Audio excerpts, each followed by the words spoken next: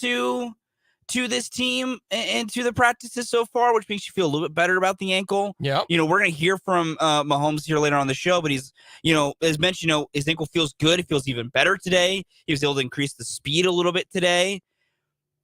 I mean, Vegas seems to agree that Chiefs are back to a favorite. Hope you got the money line when it was plus 118. Or I'll be honest, I'm regretting my decision to wait because I thought it was going to keep falling. This is what I tell people all the time.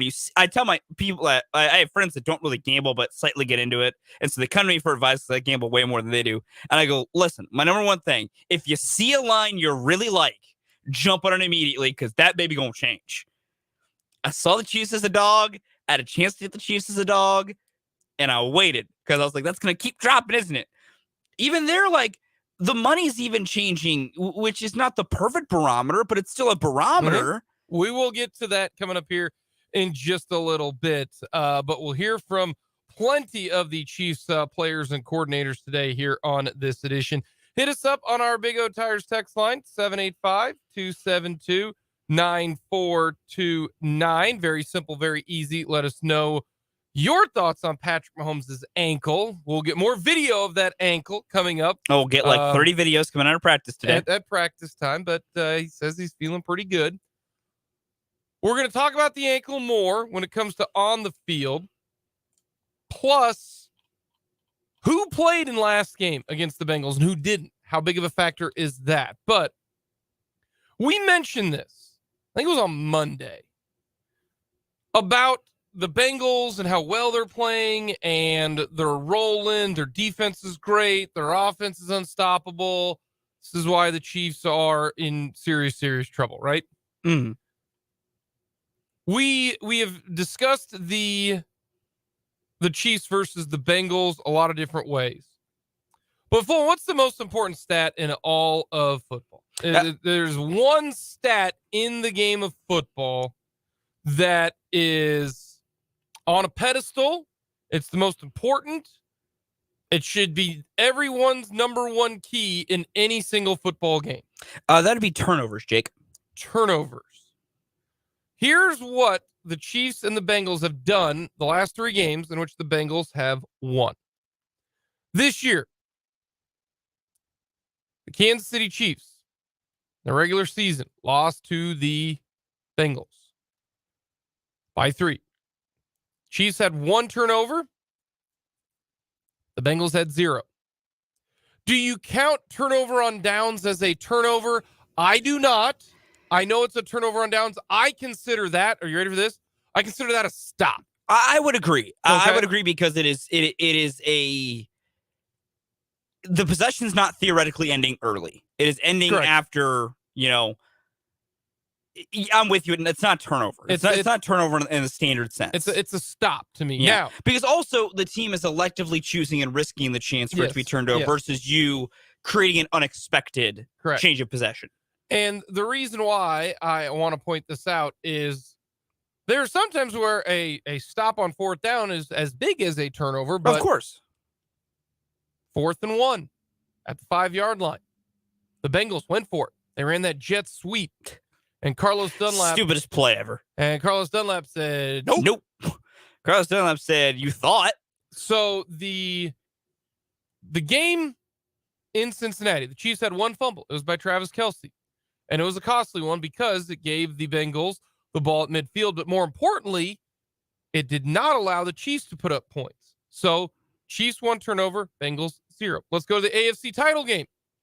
AFC title game. The Chiefs had 2 turnovers. They were interceptions, both by Mahomes. Cincinnati had 1. Joe Burrow did throw an interception. So Chiefs lost the turnover battle. In 2021, the regular season, that one came down to the very, very end, which happens to be the referee that is going to be refereeing the game coming up. Neither team had a turnover. It came down to the end.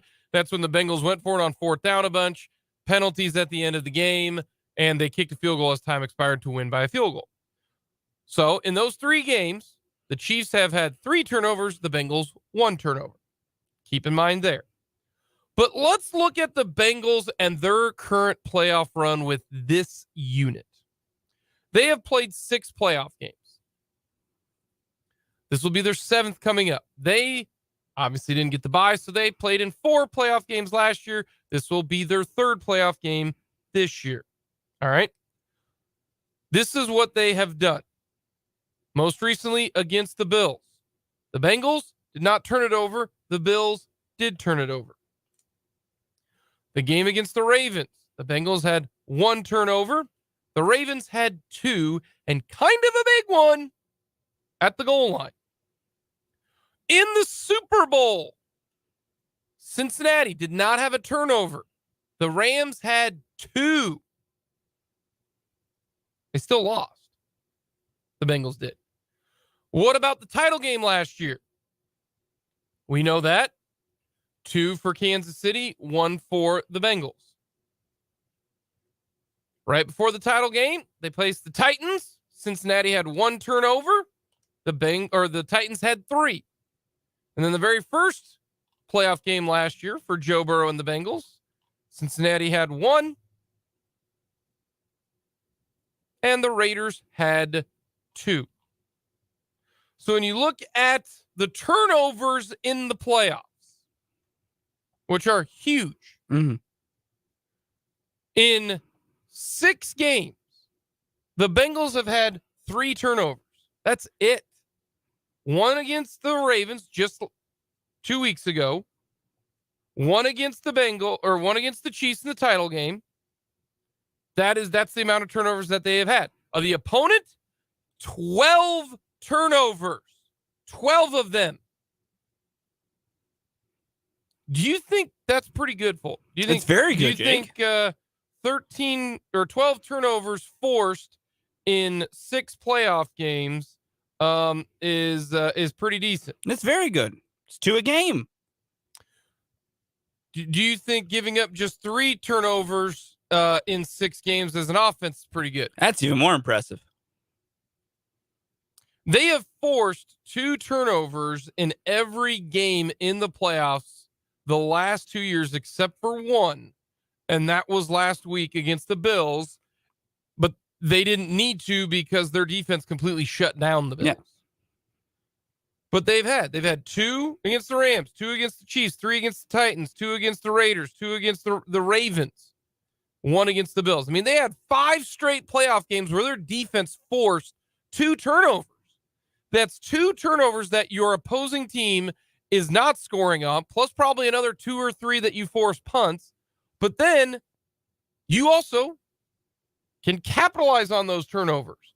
What did the Bengals do in the playoff game, in the AFC title game? Interception in the postseason, AFC title game. 3rd and long. Mahomes throws an interception. They bring it back all the way past midfield. All you need is 10 yards and you kick the field goal. Evan McPherson, boom, good. Go to the Super Bowl. I don't know, maybe batting a ball away at the half-inch line and scooping and scoring it for 100 yards. I don't know. Seems kind of like a big deal there. Seems important. We can talk about Lou Anarumo's defense. We can talk about how great their pass rush is. We can talk about the scheme. We can talk about their offense being awesome and how their O-line finds a way to make it work, and Jamar Chase is unguardable, and Joe Mixon's a great running back. T. Higgins, the best number 2 in the NFL. Or we can say that they have a +9 turnover margin as to the reason why that this team is 5-1 in the playoffs the last 2 years. I didn't think it was that big. When I looked up that number, I first of all, I wasn't surprised at the turnovers because I remember I was like, they've taken care of the football. They've done a really nice job. I did not think their defensive numbers were that good when it comes to turnovers. I really didn't. Yeah, the only reason I knew that their turnover generated number was so high was I'd seen a couple of people speak about it already. Because the thing that is not really noticed enough about this run the Bengals have been on the past 2 seasons and the postseason specifically is, they are forcing turnovers at a ridiculously high rate, which is helpful. And you talk about, is it sustainable? Is it not? Well, the postseason is such a small, chunk of time.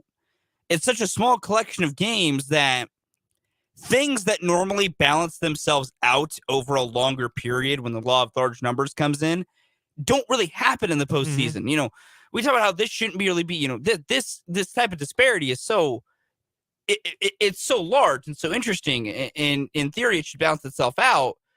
Well, the postseason's so short and so tiny, it actually doesn't have to balance itself out because you just need to ride that really hot wave for 4 games.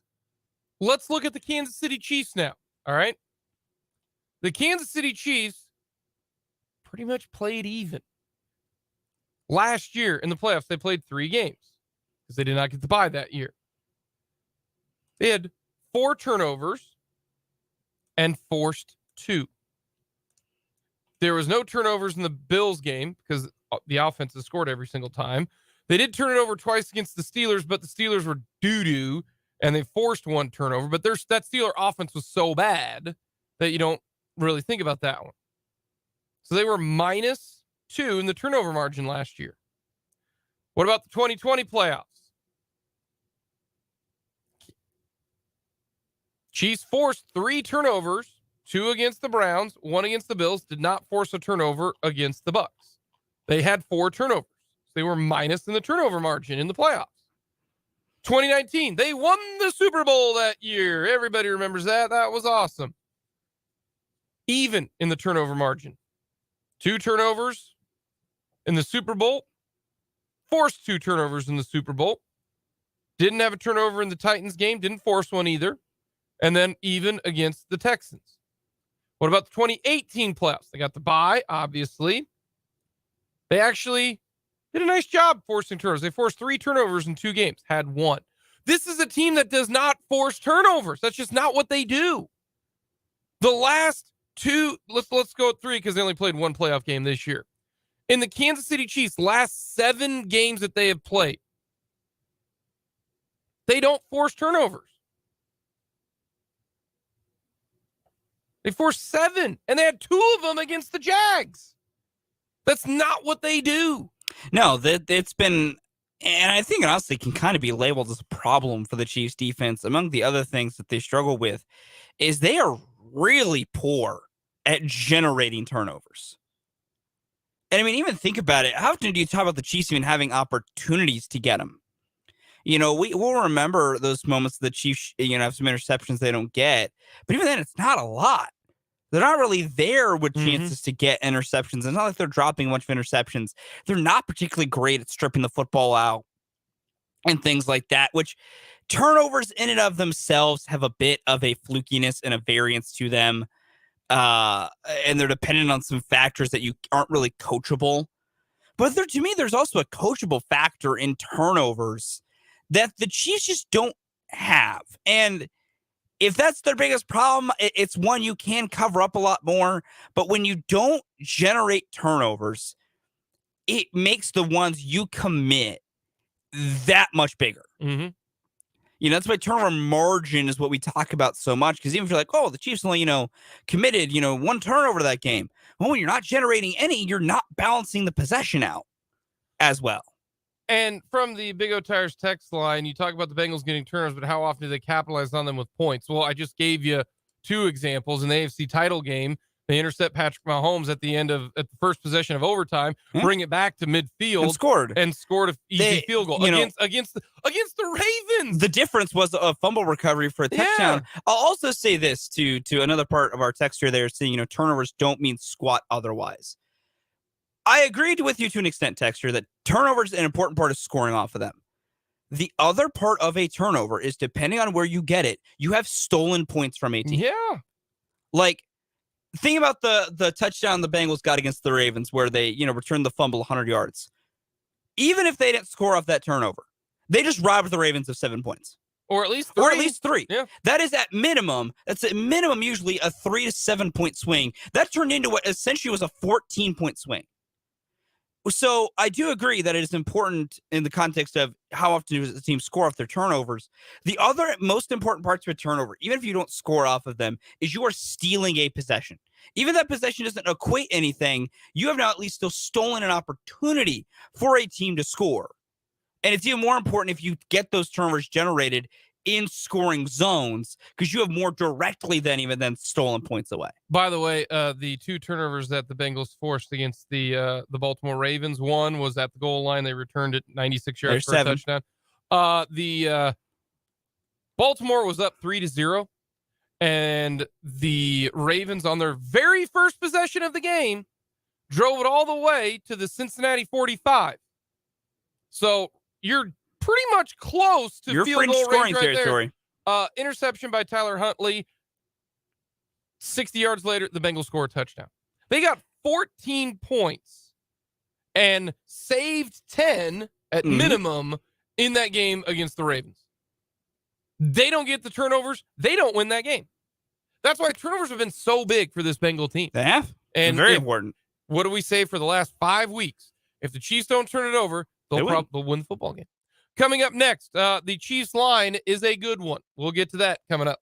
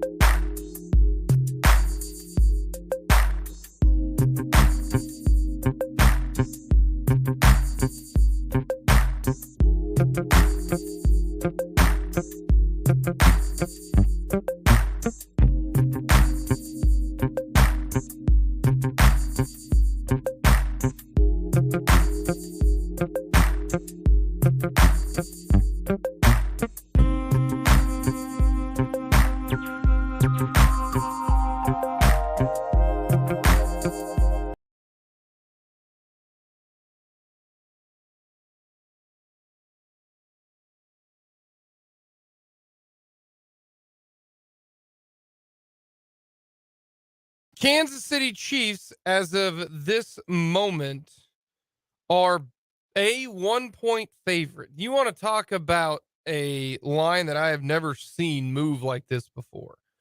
Chiefs were -3, got all the way to Bengals -2.5.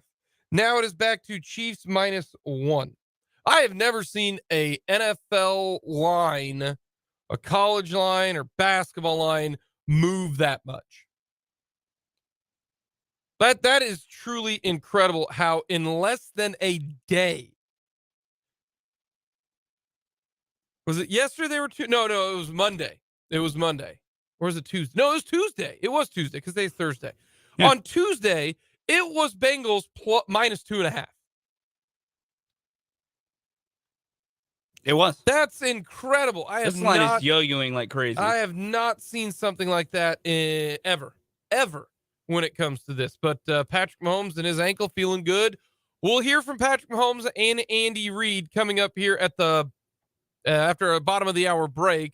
They both spoke to the media. They're speaking to the media more because it's AFC title game week. Then coming up in the 1 o'clock hour, we'll hear from Jerick McKinnon, Mr. The greatest pass blitz pickup running back maybe ever. It's incredible how really good he is at that. And we'll hear from L'Jarius Sneed. If we got time, we'll hear from Spags and Eric Bieniemy as they're speaking to the media. But Spags said that they're going to have to play their best game of the year because the Bengals offense is clicking. The question will be on the offensive line. It looks like their center is going to be good to go. He did tweak his knee in the game against the Bills. Karras. But Kappa, the right guard, and Williams, the left tackle, did not practice yesterday. So that's still to be determined. Coming up next, we'll hear from Mahomes and Andy Reid here on Mic'd Up.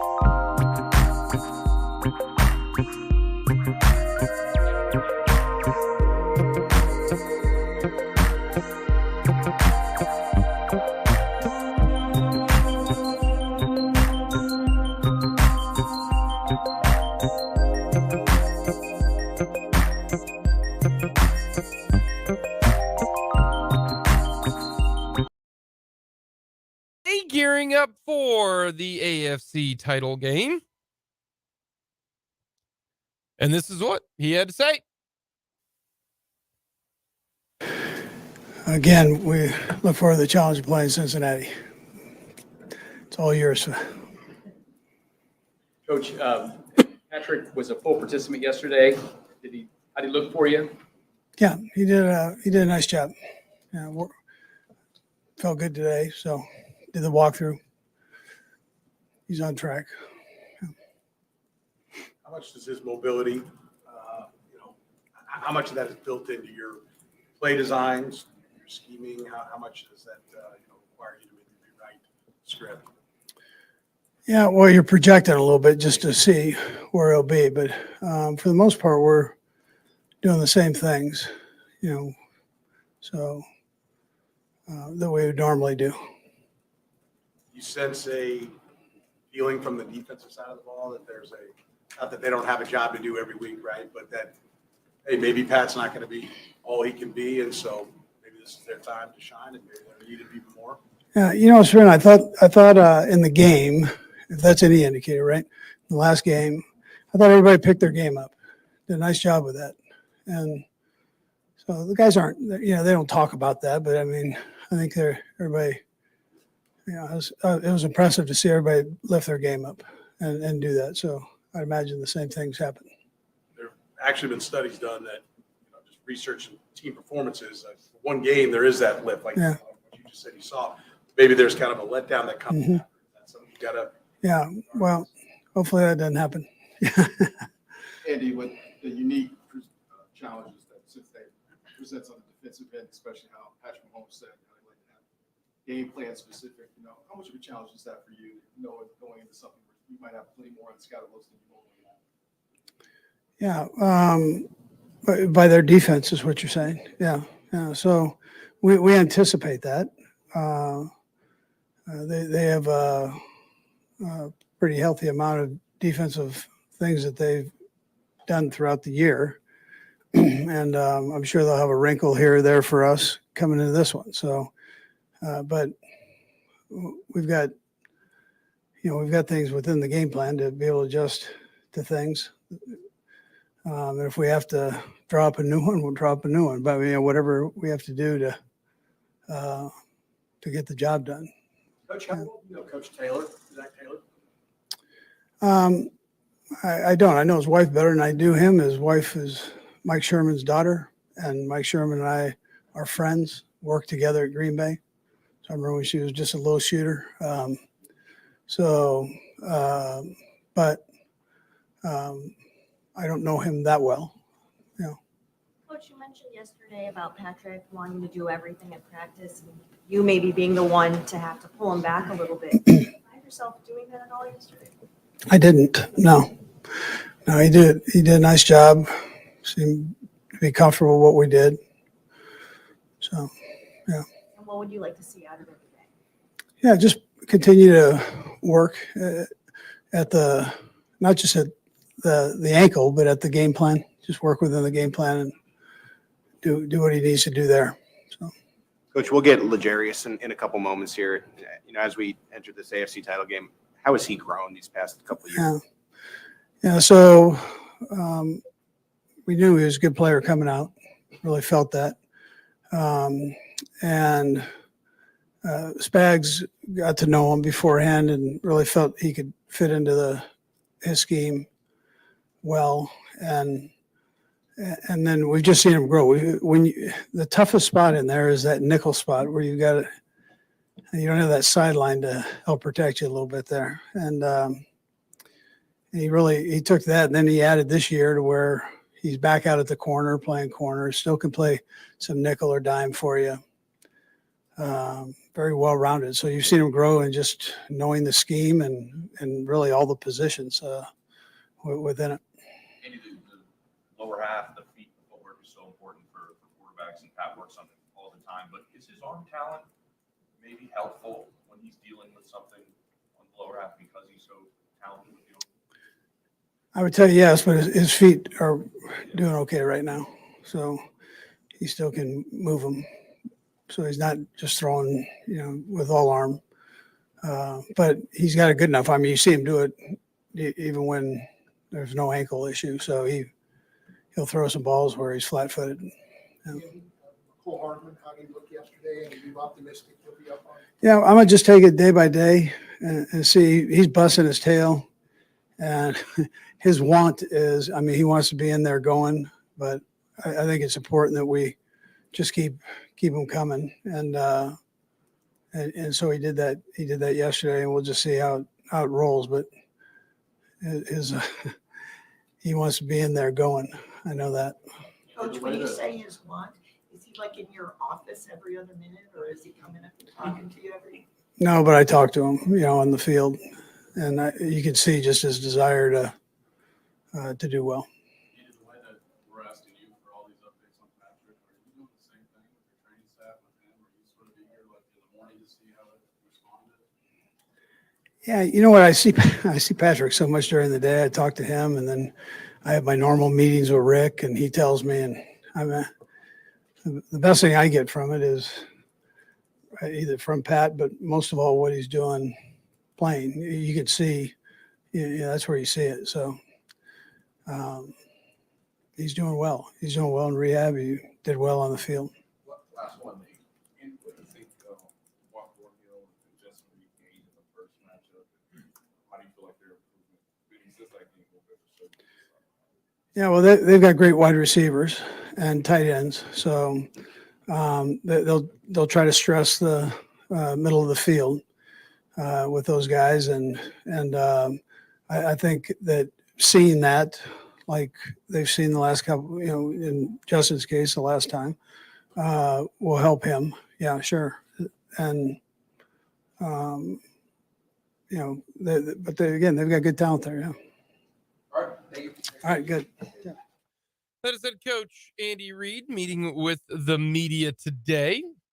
Not a whole lot there from Andy Reid, as you'd expect. What about Patrick Mahomes? Patrick Mahomes met with the media today, and how'd that ankle do after game and practice number 1? Full participant. Did not expect that. Him and his little kind of, slow jaunt, if you will, a saunter. Waddle just sounds so bad. That's fair. You know what I mean? Don't you agree No, with that? I don't think Waddle sounds bad. You don't? No. He's waddling. That's like a negative connotation with like an athlete. Even though his, little. I mean, it's accurate to some. Well, And I mean, also for Pat, again, the better way to describe it is he moves like basketball players do. All basketball players on this planet have the same weird little jaunt they do when they're just walking. Every single one of them. Yeah. And Mahomes moves that way. Here's Patrick Mahomes today when he met with the media. You doing after working on it in practice? Give us an update on your. Yeah, I thought I had a good day yesterday. Obviously, things you had to work through here and there, but overall, probably better than I expected. Being able to go out there and throw the football around and get the reps in that I need to get in. One other thing, Tom Brady said something like he talked to you and gave you words of inspiration. Have you been hearing from people around the league telling you, they were inspired by your grit in the last game and kind of, I don't know, giving you the speech to go forward? Yeah, a couple guys, man, have for sure. But yeah, I talked to Tom a little bit, and I mean, I have a good relationship with him now, and he gives me a lot of advice. Yeah, seriously, he gives me some advice to help me. I mean, why would you not want to learn from the GOAT, man? So anytime anybody like that wants to give me advice, I'll take it in, and it's cool to see the guys that you've watched growing up your whole life be able to talk to you on that type of platform. Patrick, we know you're dealing with your own situation. Be around the guys to see that just maybe everybody on offense can be by. How much does that give you confidence in how much that you've been up there someday? Yeah, I mean, it's excitement, man. When you start the season, you want everybody in the playoffs. You want guys to be there and to enjoy that moment because when you work throughout the year, it can become a grind. And I mean, we're all professionals and we're all playing the sport that we love, but the playoffs is what we really are playing for. And so to get as many guys back as possible and to get healthy as we can, I mean, it gives us the best chance to go out there and do whatever we can to find a way to get a win. Patrick, what are your tools? Are these accurate throws that you're able to do on the run? As you were testing it yesterday, how good do you feel about potentially being still able to do that type of stuff? Yeah, I mean, obviously, I feel like I can still do a lot of things, but it's we'll see as we get closer and closer, and we'll see during the game. I mean, you can't fully do exactly what you're going to be in those moments in the game, but all I can do is prepare myself the best way possible, and then when we get in the game, you hope adrenaline kind of takes over, and you can make those throws when you need to. Is there a way to gauge like how much you're willing to, I don't know if cut loose is the right word, but how much yesterday you felt like just do what you normally do versus I got to watch it? I mean, how did you process that? Yeah, you try to go as far as you can and do exactly what you normally do on a normal Wednesday practice. Luckily, Wednesday isn't the hardest practice of the week, so you kind of get through the motions and you're able to do some stuff and move here and there. Today will be another test. It's a little bit harder practice, a little bit more speed. But like I said, you're not going to be able to prepare yourself 100% for the game, but you can do the best you can of putting yourself in those positions. And then hopefully by the end of the week, you're in even a better spot that you can go out there and do what you need to do to win. Patrick, with Bobby, over the years when you worked out with him, how does he help you for these situations where you're able to get back from such a high ankle strain and be able to perform at the level you're being able to perform in practice so far? Yeah, I have a lot of good people around me everywhere. I mean, if you talk about the training staff here, you talk about the weight staff here, and then you talk about Bobby. I mean, we do a lot of things to kind of preventative stuff, and you can't prevent all injuries, but you can prepare your body the best way possible so that whenever stuff like this last game happens, you're able to bounce back quickly. And so we've done a lot of ankle and knee and foot stuff, especially after my last few injuries I've had, and I think that's prepared me to bounce back quickly here and be able to be in a good spot that hopefully I'm able to go out there and give 100% during the game. I know you spend a lot of time, like a lot of young people. You're on your phone, you're very aware of what's going on and everything. You have to, at some point, come across some of the conversation that's coming from Cincinnati. That's something, what do you do? Do you try to block it out? Do you use it as energy, as fuel? What do you do with those things? Yeah, I think different guys use it different ways. I just try to go out there and prepare myself to play my best football. I mean, if you're not fired up to play a team that's beat you 3 times in a row in the AFC Championship game, then you're not going to be fired up for any game. So I'm excited to play up against a great football team and try to do my best effort to go out there and get a win. On that same front, I'm sure you've probably seen people are examining every step you take and the little bit of video out there. You aware of that? And what do you think of everyone, social media doctors trying to diagnose what's going on? Yeah, I mean, no one knows unless they get to actually put their hands on it and see it. But all I can do is just prepare my body the best way possible. I mean, I've seen the videos and everything like that of me walking. I don't know what you can really get from me walking. But I think people will see on Sunday where I'm at, and I'll see on Sunday where I'm at. I'm just going to prepare my body the best way during the week to be in the best position possible. Patrick, obviously, you don't get a chance to. Each day, have you felt better as you've gone through this each day? Yeah, you have, it's kind of throughout the day, you have highs and lows, I guess you would say. I mean, you get yourself ready to go for practice. You practice hard as you can. And then after, you're obviously a little bit sore than you were before. You work on it and do your treatment and stuff after to get in the best shape for whenever you go to sleep and you wake up and do it all over again. So I think progressively I've gotten better throughout the week. And I'm going to try to keep doing that, keep that same mentality and push it, but then at the same time be ready to go whenever the game comes up. Patrick, I know, for what happened Sunday, going into this week's game, how much conversation have you had with your linemen or the coach have had with your offensive line, letting them know whatever happens, don't let Pat get touched? Yeah, I mean, I think they have that mindset every game. But I mean, it's a great challenge for them. I mean, not only me having this injury and everything that comes with that, but at the same time, they're playing against a great defense. And so for them, I know they're excited for the challenge. Go up against a great football team and a great defense. And I'll do whatever I can to help them out as much as I can, and do whatever I can to help our team out have success. We'll take 4 more. With yesterday's practice and even with today, how much do you feel like you have to give an input to Andy and Eric about how you feel comfortable with these type of plays versus this type of look, or do you just want the coaches just to deal with the game plan?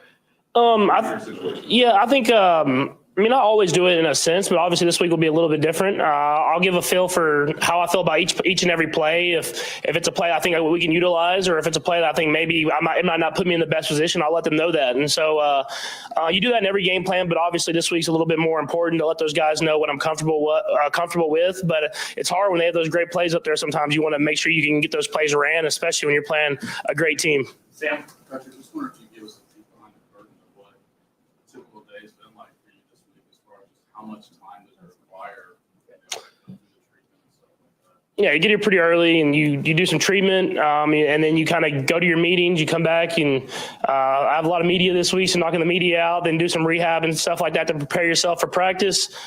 Get treatment after practice, after you're watching film and stuff like that, and then you do a little bit more rehab, and you go home. You get in all the different. They have like 8,000 different devices you can use before you go to sleep, and you wake up and do it all over again. So I mean, it's a full day schedule. So I try to just make sure that I can prepare my body the best way possible. And Brittany's taking that mom role even to a higher level this week. I haven't been home a ton.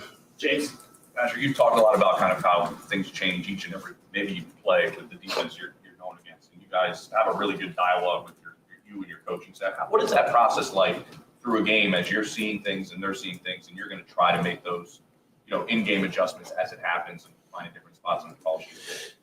Yeah, it'll be a great challenge this week because I mean they change coverages a lot. They never seem like you never seems like you can get a real good feel for what they're in. They like to just keep throwing different pitches at you, and that's what makes them such a great team, and that's what's going to make it such a great game. Is we have a lot of great offensive minds, and on our side on offense, and we're going to make sure we're going to try to throw different pitches at them, and they'll do the same to us and all their defensive coaches and defensive players that they have, and so it becomes a great matchup between two great teams, and that's what you want in the AFC Championship. Last is but Patrick, you know, I know last year the big thing was the shell defenses and trying to take away the deep stuff from you and make you guys work a little harder going down the field, and you know, kind of evolve that way. Number one offense again, doing that. How is it a tough thing? I mean, you've said you always want to hit that home run. That's always your mindset, but you have had to maybe be a little bit more disciplined.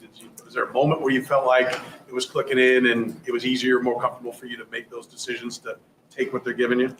Yeah, I think it started early in training camp, just kind of figuring out the best way to execute the offense with the new set of guys that we have. And I've got a lot of different coverages this year. I've had to adapt kind of on the fly and make more and more progressions as a quarterback, and I'll continue to do that. So, like you said, when they're in their deep coverages, I have to continue to hit the check downs, continue to hit the underneath stuff. But when they give us opportunities, I have to be able to hit those as well. And so that's what makes this game so great. You can never be stagnant with where you're at. You have to continue to evolve both ways. Patrick Mahomes meeting with the media today, and Patrick, he is a different quarterback this year than last year. Look at what people thought. Oh, we're just going to play two high safeties and we're going to slow him down. Yeah, if you look at the numbers this year, Mahomes absolutely destroyed two high safeties. You can't blitz him because they'll find somebody. So I do think he's a better quarterback and understanding coverage. I really, really do. I think that is a huge difference from last year to this year. He's playing great football this year. He really is. All right, Fulton, I got a trivia question for you. Oh, Lord. Most consecutive games without losing by more than 4 points in NFL history. How many games have the Chiefs played without losing by more than 4? They're currently on a streak. How many games? So, oh boy, I need to think about this. I think the last time they lost by more than 4. Now, all ththese games, like if you win games, that counts. Yeah, So it's the consecutive games. Yeah, it's what the result is. Because I know last year they had the game against the Titans where they got blown out. And I want to say it's been since then. They haven't lost by 4. More than 4, because this year's losses were 3, 4, and 3. I'm going to say, so that would be 17. I'm going to say 25. The answer is 31. Ooh. They have played 31 consecutive games. Am I right that the last one they lost by more than 4 was that Titans game? Was the Titans game when they got I just couldn't get the rest of that math right. absolutely destroyed. I But could not get that math right. since then, they have played 31 games, and they have not lost by more than 4. This is the 6th longest stretch in NFL history. You have the 88-90 49ers went 32 games. The 2010-2011 Packers went 33. That tracks. Everybody remembers the Staleys and the Bears from 1920 to 1922. Obviously. Packers from 65 to 67. Everyone remembers that. The best stretch, 1940 to 1942 Bears, 34 games. The Chiefs can get to 33 games this year if they win or don't lose by more than 4 and then in the Super Bowl. They got a shot. How about that? 31 straight games. That is insane. Pretty impressive. Coming up, we will get to that ankle injury and what might the Bengals end up doing. There are 2 options. We'll get to that coming up next.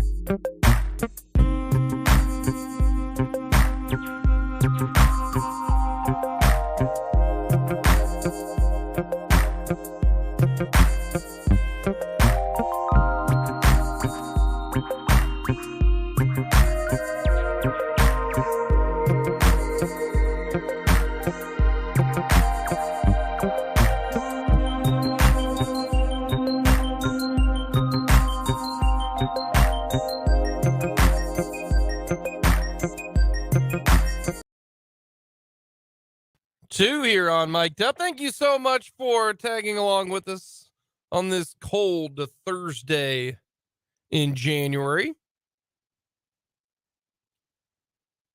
Jake and Fulton Caster with you. We would love to get your thoughts on our Big O Tires text line, 785-272-9429. Very simple, very easy. Let us know your thoughts leading into the AFC title game. Chiefs, Bengals. Chiefs now a 1-point favorite after being a 3-point favorite to begin with, then a 2.5-point underdog, now a 1-point favorite. A lot of it really did hinge on that ankle. And now the ankle's looking pretty good. We're going to hear from Spags, Eric Bieniemy, Jerick McKinnon, L'Jarius Sneed coming up the rest of this edition of Mic'd Up. We'll talk more about the last time these two teams played. 1 turnover apiece, and boy, did the Bengals offense absolutely cook in that game. We will get to that coming up here on Mic'd Up. But start the 1 o'clock hour. Mahomes' ankle is getting all the Zapruder action. How did he come walking up the podium onto the dais near the lectern? How was he walking off? What was he looking like in practice? But here is the reason why it's not just so simple of, can he throw? Can he move? Patrick Mahomes had 116 passes on the run this year. That was second in the NFL. He had 851 passing yards on the run. That is most in the NFL. If you think about that, he was 100 yards away from 1,000 yards passing on the run. That's incredible. 117 attempts from outside the tackles. 117 attempts outside the tackles. He's played in 18 games. When you're looking at it, he throws it on average about 7 times outside the tackles. And I don't know if that includes the game against the Jaguars. He has 99 extended pass attempts, which means 4+ seconds since the snap of the ball for him throwing the football. Most in the NFL. So he's got the most in the NFL in extended passing attempts, most in the NFL on throws outside the tackles, most in the NFL in passing yards on the run, and second in attempts. Do you remember the Broncos play where he's running to his right and he's rolling, and still going, and then finally they all cave on him, and he went all backyard football and kind of did an underhand throw, kind of like whoop, like Chris Berman. That's Chris Berman's, like, that should have been like his go-to, like, play, and all of a sudden Mahomes, whoop, and he flips it to McKinnon. McKinnon goes for a touchdown. That's what we're talking about. That is what takes him to the next level. Is Patrick Mahomes in the pocket still really good? Yes, he is. He showed that in the second half. His passer rating in the second half of the Jaguars game was 112. 112 passer rating, second half on a bum ankle. But it is a huge, huge part, but even more so. How about this from The Athletic? Mahomes led the league in pass attempts outside the pocket. We know that. Tied for first in expected points added per dropback. It's a big part of the Chiefs' offense, but what is it really a big part of? In the red zone. Reed will likely still attempt to get Mahomes outside the pocket, but instead of a naked bootlegs with which defensive ends are left unblocked, the Chiefs could have the offensive line slide in the direction to provide front side protection. Sliding the line, Mahomes will ensure that he's protected out in front of him. According to Pete Sweeney of Arrowhead Pride, before the injury, Patrick Mahomes had 8 scramble yards per dropback, 5 of 12 pass attempts on the run.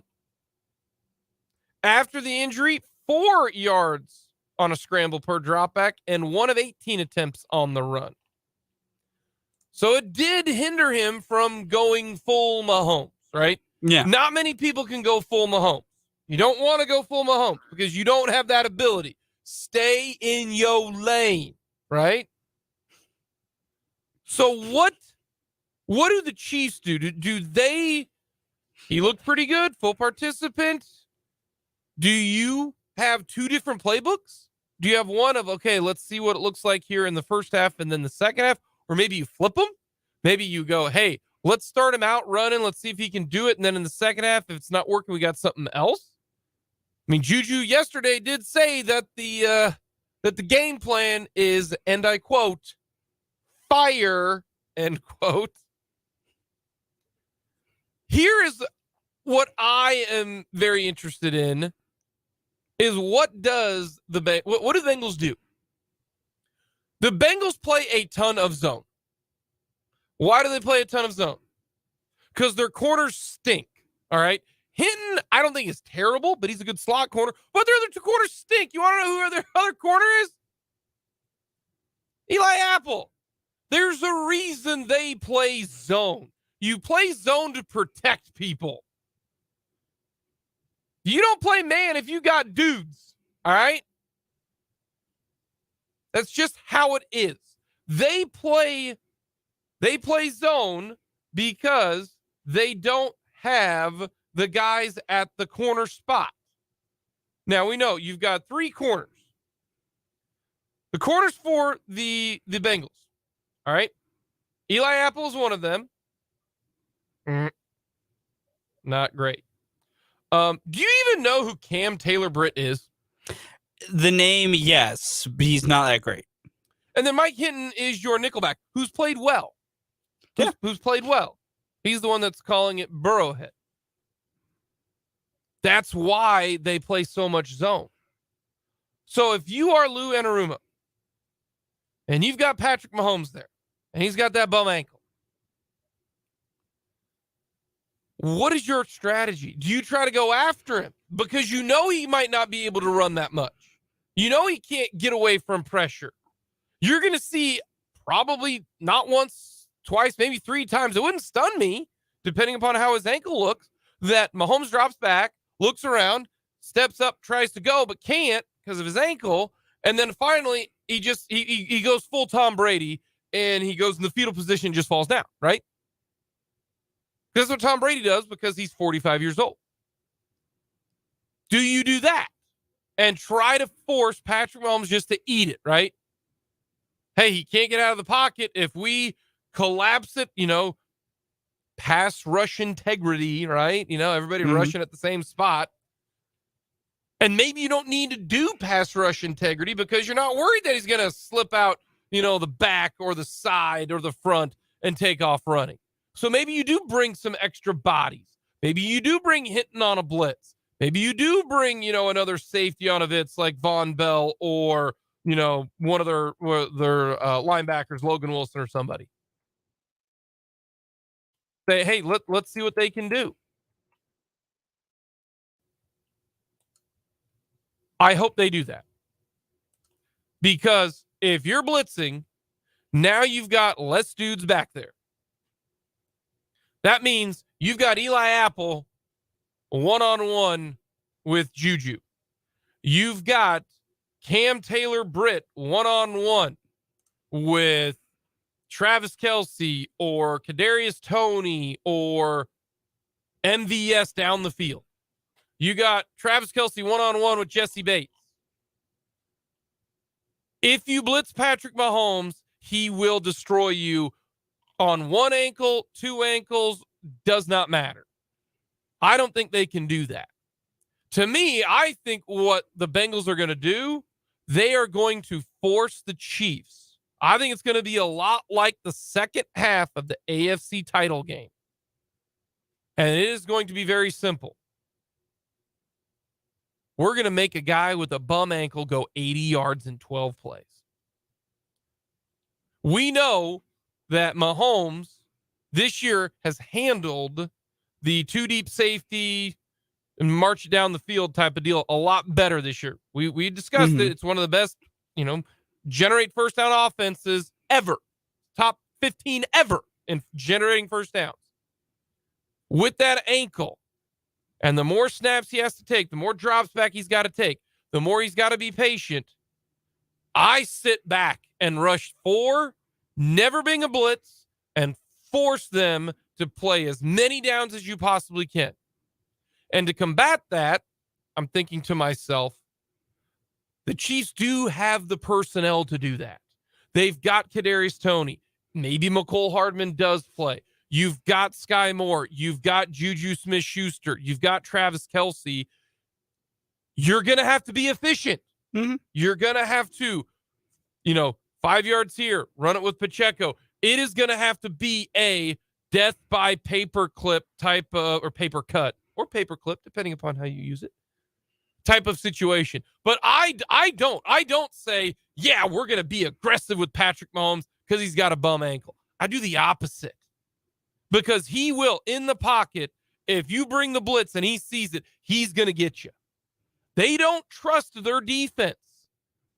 That's why they play so much zone. See, I'm of an entirely different mind than you. Really? Yes. You risk it for the biscuit. To start the game, yes. If you are Louis Anarumo, and if you're facing a quarterback who can't move, and normally relies on movement to really help him be exceptional, I start the game and I sit in the house every play. First 2 series, all I'm calling if I'm in a room or blitzes. I send 5 rushers at minimum every play for the first 2 drives. And if you get burned on those 2 drives, we go back to the drawing board. And I'm prepared to quickly change my mind. But if I am the Bengals, my goal is to make Mahomes run early and often. Because he's going to try and run early. What do you mean? Early in the game, Pat is going to be willing to try and run on that ankle. Okay, gotcha. I make him run on it. Because one of 2 things is going to happen if the Bengals can make Mahomes run on that ankle. One, he's going to be completely fine, not really limp too much, and then you just go and treat it like a normal game. Or option 2 happens, which is you make Mahomes run on that ankle, and it gets sore fast. I think he re-aggravates it. And he re-aggravates it. The earlier you can re-aggravate that ankle, the earlier that his mobility becomes even more limited. And more importantly, we've discussed this at length. We discussed it yesterday. That is his drive leg that is affected. You affect his entire mechanical process if you can get that ankle barking early. So I get the theory of sit back. I get it. Because Mahomes against the blitz, it's not always about his mobility. It's about if he can pick it up and recognize it. He knows where his hot read is. And the Chiefs offensive line is particularly good at sorting through blitzes and figuring who needs to be picked up. They are.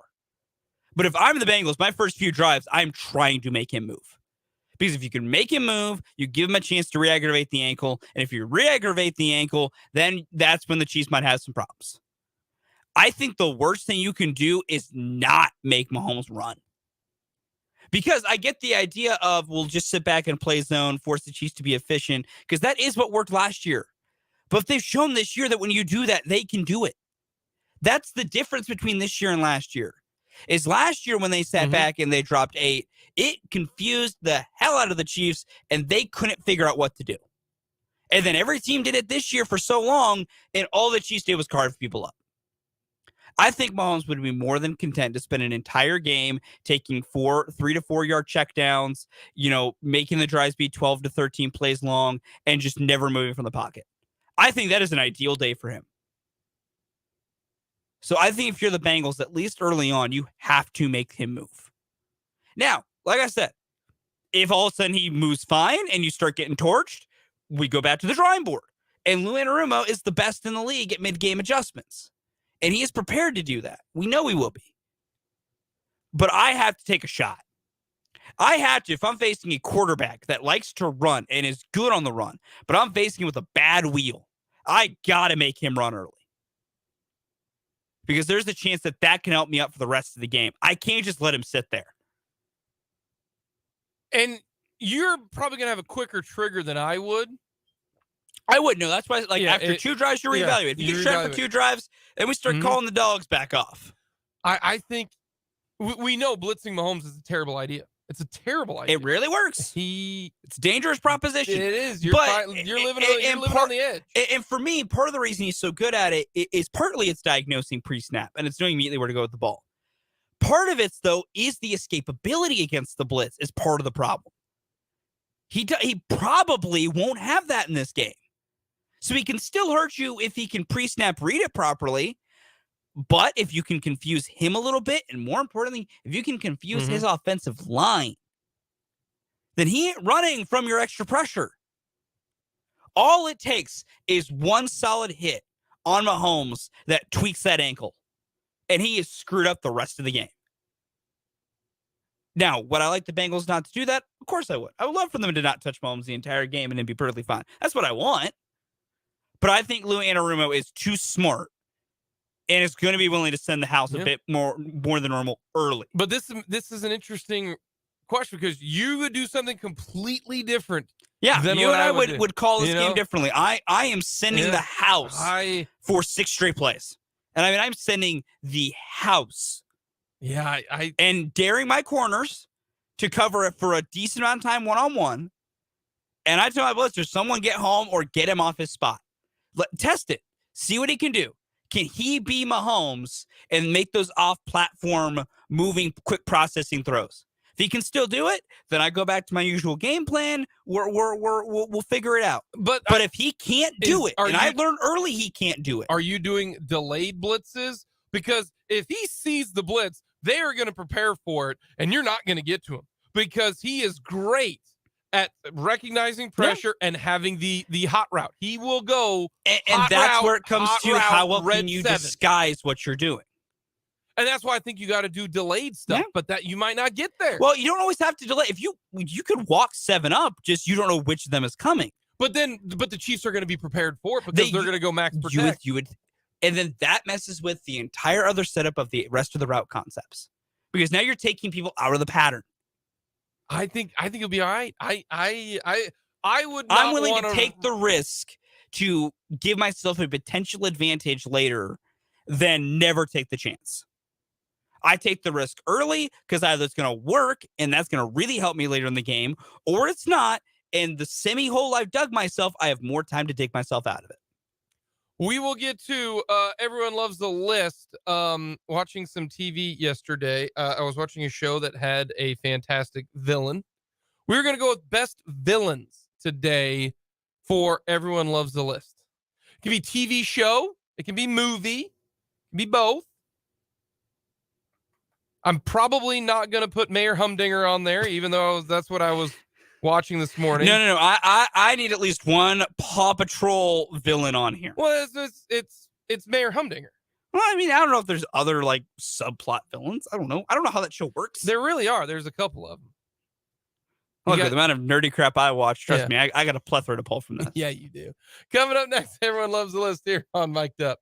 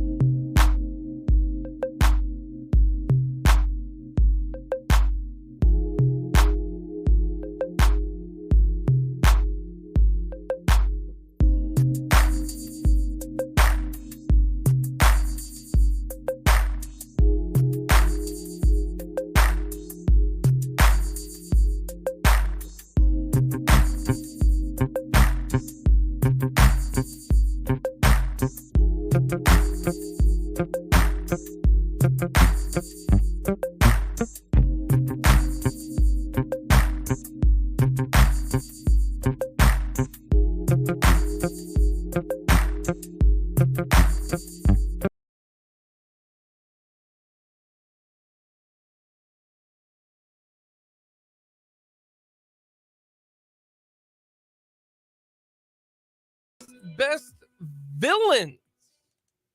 That can be TV show. It can also be a Movie. A movie. I'm cool with that. Okay. Number 4 for me, a classic. Give me the Joker. Fantastic villain. Which Joker? If you're gonna make me pick, I'm going Heath Ledger. But I think the Joker in general, they all share very nice commonalities of just being top tier. But Ledger's Joker's fantastic. Okay. My number 4, off the movie 7, Kevin Spacey, John Doe. Good movie. Man, Yeah, that's good. you hated that guy. That's good. You hated that. You guy. did. Number 3 for me, not a specific actor, but this is more from the comic book creation iteration of it. The Riddler. Fantastic. I love any villain that just messes with your head with good trivia and good jokes. I need specific. Who? Like what character? Like who played them? That's the hard part. Well, just give me a couple. Or give me one. Jim Carrey was a pretty good Riddler. Okay. The entire movie sucked, but Carrey's Riddler was entertaining. Number 3 is the Joker Heath Ledger edition. Yeah. He played a fantastic bad guy where you were just like, wow, that guy is full bad. Yeah, that's fair. Yep. Number 2 for me, simple. Green Goblin. He's fantastic. Green Goblin? Which Green Goblin? Willem Dafoe, the only Green Goblin that matters. Okay. I didn't know, just man. That's fair. That's fair. Number 2 for me, Joffrey Baratheon off Game of Thrones. Man, everybody hated that kid. That's fair. Oh my gosh, they hated that kid. That's fair. Number 1, only because he won. And when you win, you get to be number 1. Thanos. He won. Thanos. Therefore, he's won. Number 1, he's the most terrifying bad guy in any movie ever. It is Antoine Chigurh. He was terrifying.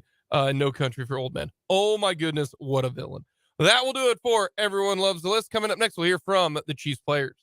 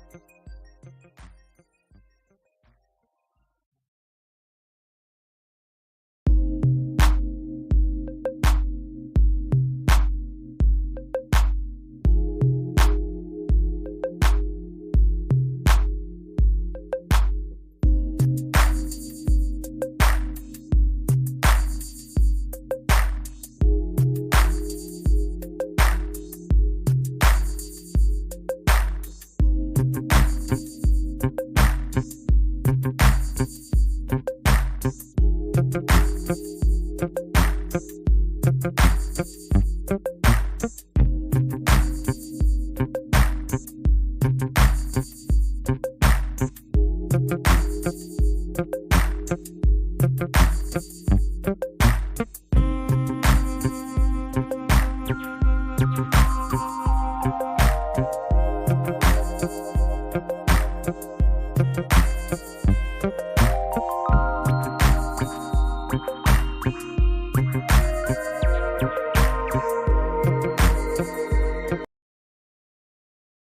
the Big O Tires text line is they got some absolute bangers when it comes to text sometimes. Sometimes you're like, oh, we undersell the text line. And then they come through with an absolute haymaker of a text. And we just got one. And I now want to change my opinion. And Fulton, if this does come to fruition, we are going to redo best villains. Now, the problem is this villain is a real life villain. But it's so true. I want you to be prepared. We're going to do an entire segment on this individual if this all comes to pass. Yes. Oh, I agree. According from the Big O Tires text line, from the 316, best villain, Carl Cheffers. The Chefinator. Chef Man. It's can be so true. That man is the So most true. hated man in Kansas City. Not right now. No. I think he still is. He will be.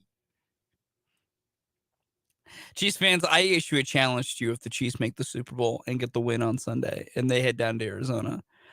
Find a way to bully that man for a second time. Bully that man into giving the Chiefs calls a second time. That man cried. That was the funniest thing I've ever seen on live TV. That man cried. Was a grown man about to burst into tears because the stadium was being too mean to him. That man was And shook. he deserved it. That man was shook. It was hilarious. I've never seen a grown man that terrified before. That man thought he might die. Oh my goodness. And you want to know what the sad part is?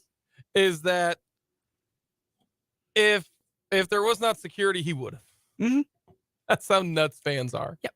They are crazy. I wouldn't have condoned going that far. I would not have condoned that. I will condone you booing the hell out of him. Yes. Won't condone physical violence. I agree with that. Let's get to some player audio for the Kansas City Chiefs. Let's go first with Jerick McKinnon, who is RB1, and he did not get a touchdown in the game against the Jaguars, correct? Kelsey had 2, and then MVS had the other one, right? Correct. He will get a touchdown this Sunday coming up against the Bengals, but here's what Jerick McKinnon had to say. Eric, I know you take a lot of pride in helping pass protect. When you watch the Bengals play, they send a lot of different people, a lot of different ways. How difficult do they make it to find out who's coming and who's not? Well, they do a really good job at disguising, bringing guys from depth and, unusual looks. And then, they do a good job at mixing it up, like you said, whether it's, bringing the guy off the edge, a stunt in the middle or, a safety from the top, however it comes, they do a good job. So, we know we got our hands full, and it's going to be a good game. Eric, you've become an important guy for Pat, gaining his trust in the short game, the check downs, the screen game. How much more elevated is that sometimes when the quarterback might be ailing a little bit? For me, it's going to be the same thing. If he needs me, just be there, be available, have his back in pass protection, whatever it is, and, keep him clean in the pocket. Where's your emotion right now? Because you had a lot of trials and tribulations throughout your career, and now you're setting records. Mm-hmm. Season as a running back and an integral part of the team that's playing for the Super Bowl. What, sit back and think about that right now, or is that for later? Probably for later. I'm probably like right here, right now. I get like a happy medium. It's so much, going on just like with game planning and stuff like that throughout the week that, I guess I really haven't just, sat back and really thought about it. But, when it's all said and done and I finally do, I'm pretty sure it'll probably hit me in a whole nother way. So I'll deal with that when that time comes. But, for now, strictly Cincinnati for me. Jerick, you guys love your quarterback. But when you saw the grit he had coming back into that game last week, Mm-hmm. and you see that he is doing everything he can to be at full bore for this one, what do you think that does? Does that inspire the team? Does that make you guys just love him even more? I know you all think the world of him, but what does that performance do for you? It definitely inspires, that being a playoff game, a win or go home type situation. And, seeing him, grimace and go down and know that he was in, I guess, significant pain and watching him play through that and, still doing what he does, man, completing passes. It was even one time where he scrambled, but he was hopping and you still got yards. So, when you see a guy like that, and everybody knows Pat knows his character, knows his work ethic, he's going to give you everything he has. And, when you see something like that, it does nothing but inspire you. Everybody on the sideline, everybody in the organization. And, we all know what he brings to this team. And that right there was just another moment for him doing what he does and proving, why he's Pat. Jake, what you do in pass protection, what's your biggest concern or I guess focus heading into Sunday in terms of what they do defensively that you need to be most aware? Just staying on top of my keys, knowing what protections is called, the possible scenarios that can work out, mic points, just getting together with the O-line and, talking through things, maybe some unscouted looks they might present, in situations like that, and just making sure everybody's on the same page and, doing whatever it takes to keep Pat, like I said, cleaning the pocket, give those guys on the outside opportunity to make plays. Derek, where's your seems to be passion for blocking come from? And I wonder what you think the keys are to being good at that in your position. Passion? I got little man syndrome. Yeah, I got little man syndrome. So I don't know, maybe that's what it is. And then, like I was saying to somebody earlier, it was something that I'd never done in college. So, obviously coming to the league, it being new, something that I had to work at and accepted the challenge. And, it's got me this far. And, something that's going to keep you around as a running back in this league. So, I take, big pride in that area, more than running and catching the ball for real. So, yeah. What's the key to doing it well? You just got to have will. That's all, it's all heart and will. That's all it is. You got technique and stuff like that to clean it up. But at the end of the day, it's 101. So you just got to have the will for it. Jerick, on that front, say it's a will and it's technique and all that obviously is there, but there are a lot of guys that maybe can get the job done and they kind of get freight trained. It's not a natural act to stand in front of a guy who's 240, running full speed, and you don't get ahead of speed on. You seem to be able to deliver a blow, right? Like you don't just absorb it. Mm-hmm. Not Zeke Elliott getting freight trained off the snap, right? Like you punch back. Yeah. Like how? Like was that something is that innate? Is that an ability you have within yourself? Or? Yeah, but I'm not gonna lie, there's some big guys coming full speed. You gotta be a little crooked in the mind for sure. So but it's what makes the game it's what makes the game fun. Me and the O-line, we always talk about it, they always joke about it. But it's all aspects of the game for me that makes it enjoyable, whether it's running, catching, or not having the ball, blocking downfield, whatever I can do to help the team be better and successful. Jared, what was one of the tips you gave Isaiah Pacheco before his first pro season start, and what do you feel like you translated? My big thing for him was just be yourself. Making that transition from college to pros, and you have everything that you dreamed of, right there in front of you. It's kind of sometimes easy to kind of get out of your body a little bit, and then you kind of got to refocus. So just making sure he stayed focused and was himself. And ever since I met him, I had high praise for him, just the way he worked, tremendous talent he has, and everybody's seen it from the beginning of the season to now. He's had an excellent rookie season, and it's only going to get better for him. Jerick McKinnon talking a lot about blocking, which let's break some of this down. Jerick McKinnon says he's got little man syndrome, right? Yeah. Which that is a thing. That's a thing. All right. Jerick McKinnon is 5'9" and weighs. I want to double check. He weighs 200 pounds. 5'9", 200 pounds, and that is a 200 pounds. Yeah. That you want to do that again? Yoked out, rocked up. Like Tyreek Hill. Tyreek Hill is 5'10", 190 pounds. Like, if you look at him, you wouldn't go, yeah, he's tiny. You go, he's short. Yeah. Or he's not tall. Yeah. Jerick McKinnon, 5'9", 5'10". That's not short. That's taller than me. But the 5'10", I think is average, right? Yes. Yeah. Yes, it is. Like little man. They got short man syndrome. That dude is anything but. That dude will smack you right in the face. And maybe that's how he, like, in the NFL, is he a little man? Yes, for NFL players, he's tiny. Yes, yeah. But he ain't little, all right? He's 5'9". Also, can we talk about how Zeke takes an absolute... Yeah, Zeke Elliott catching a stray out here. I mean, you're not like Zeke Elliott, Yeah, blowing up off the ball. It's like, getting destroyed. bro, no need.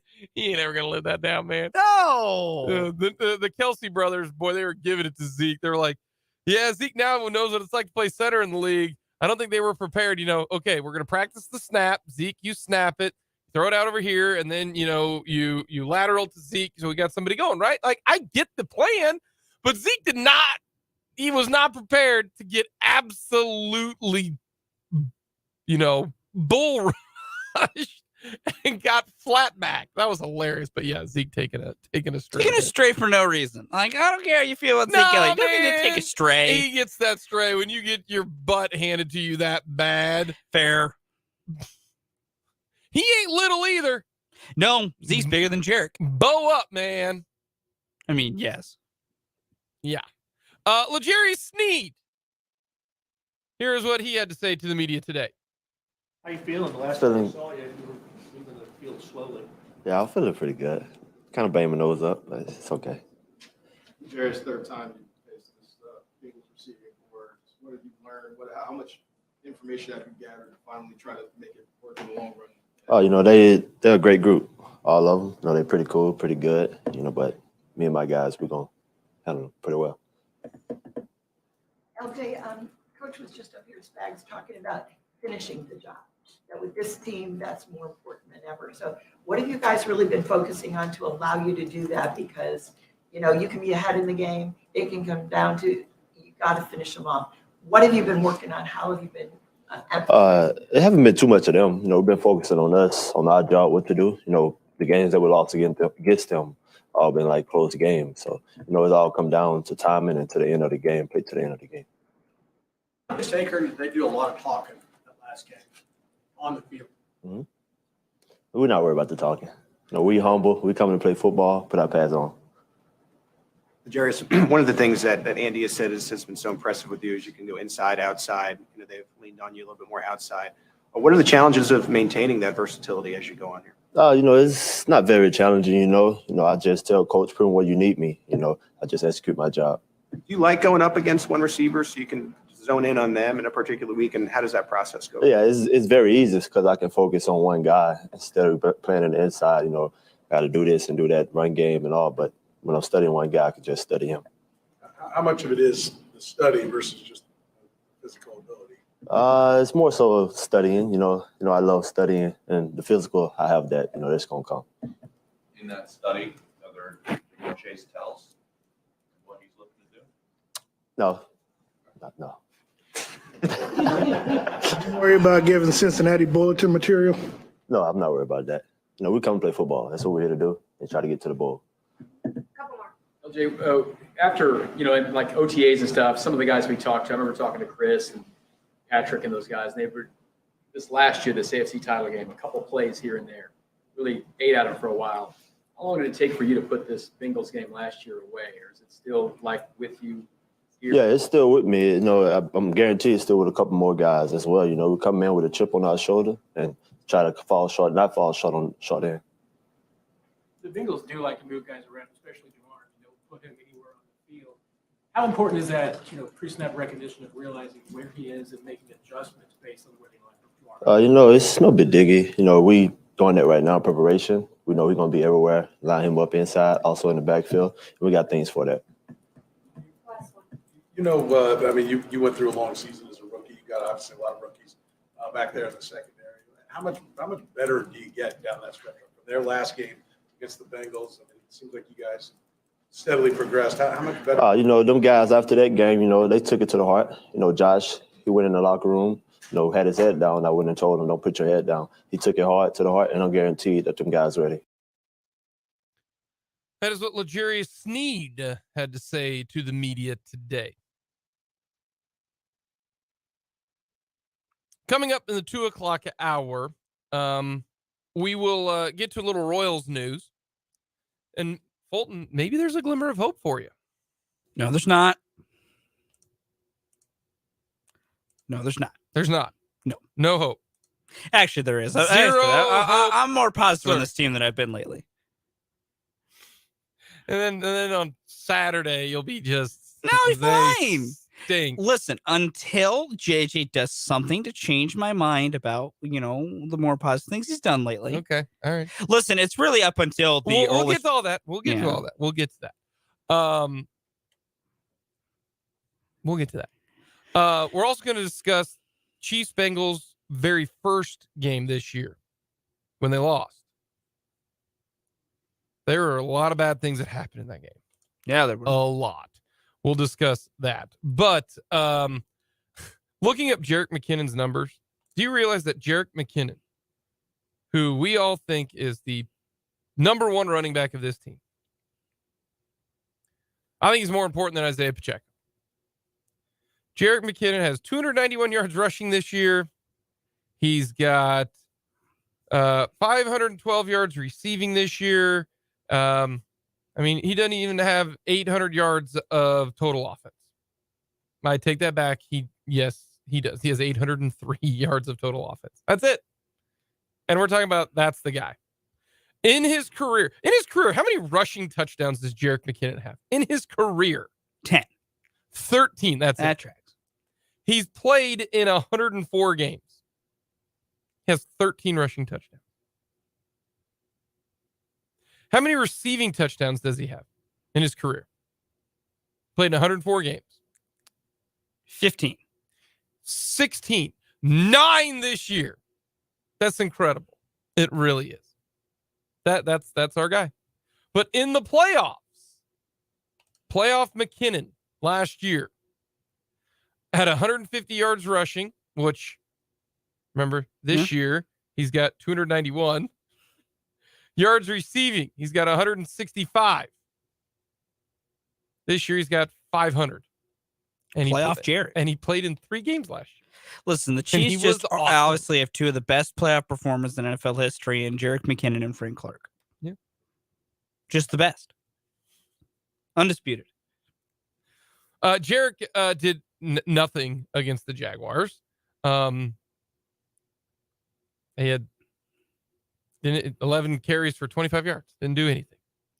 Yeah. Didn't even catch a pass. Man, washed. Didn't even have a target. Washed. Got to cut him. Got to move on. Jerick McKinnon game coming up. Sure. He is good. He's good. No, Jerick is useful. We got a lot to get to coming up to wrap up this edition of Mic'd Up with the third hour.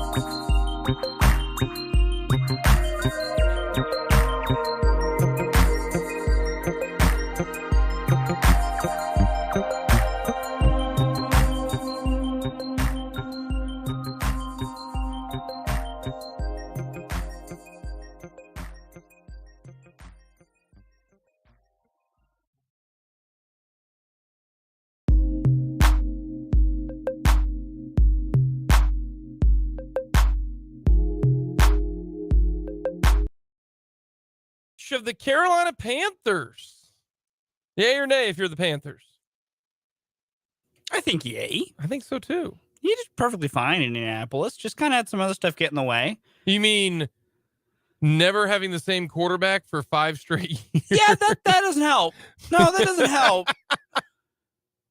It's not like I think this is given the options available this hiring cycle and everything else, I feel like this is a good move for Carolina. I think so too. I think it's a good move for Carolina. I think the front office for the Colts did them no favors, no continuity. They couldn't find the quarterback for at least 2 years. I mean, it went from Andrew Luck to Jacoby Brissett to Phillip Rivers to Carson Wentz to Matt Ryan. You know, it just never worked. It just never worked. And so I actually think Frank Reich's a good hire. The question is, what are they going to do at quarterback? Yeah, like, it's the exact Frank same question Reich. in Indianapolis. Poor Frank Reich. Like, he just can't find a quarterback. No. They got to give him one. We'll see. Baker it. Darnold it. That might be their best option, which is sad. They ain't got a good enough draft pick to go up and get one. No, not really. We got a lot more to get to coming up in the 2 o'clock hour.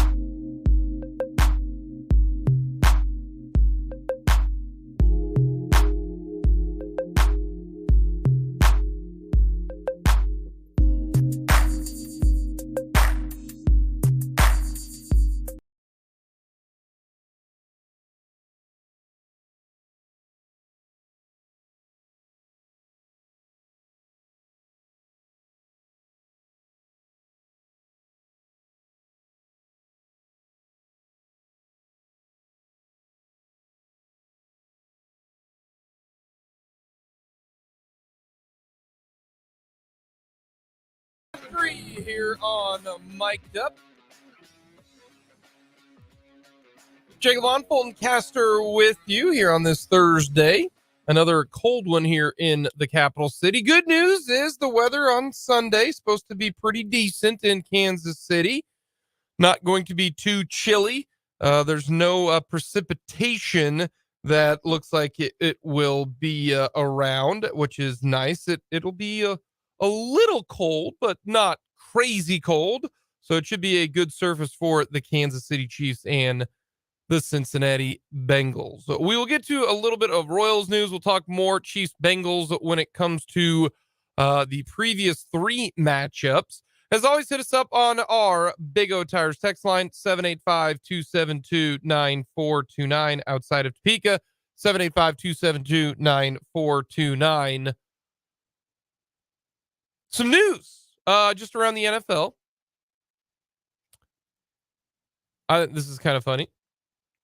It says here the Panthers are no longer an option for Sean Payton. You don't say, because they hired Frank Reich. Noda. But how about this? There was an issue with Payton's interview with the Broncos.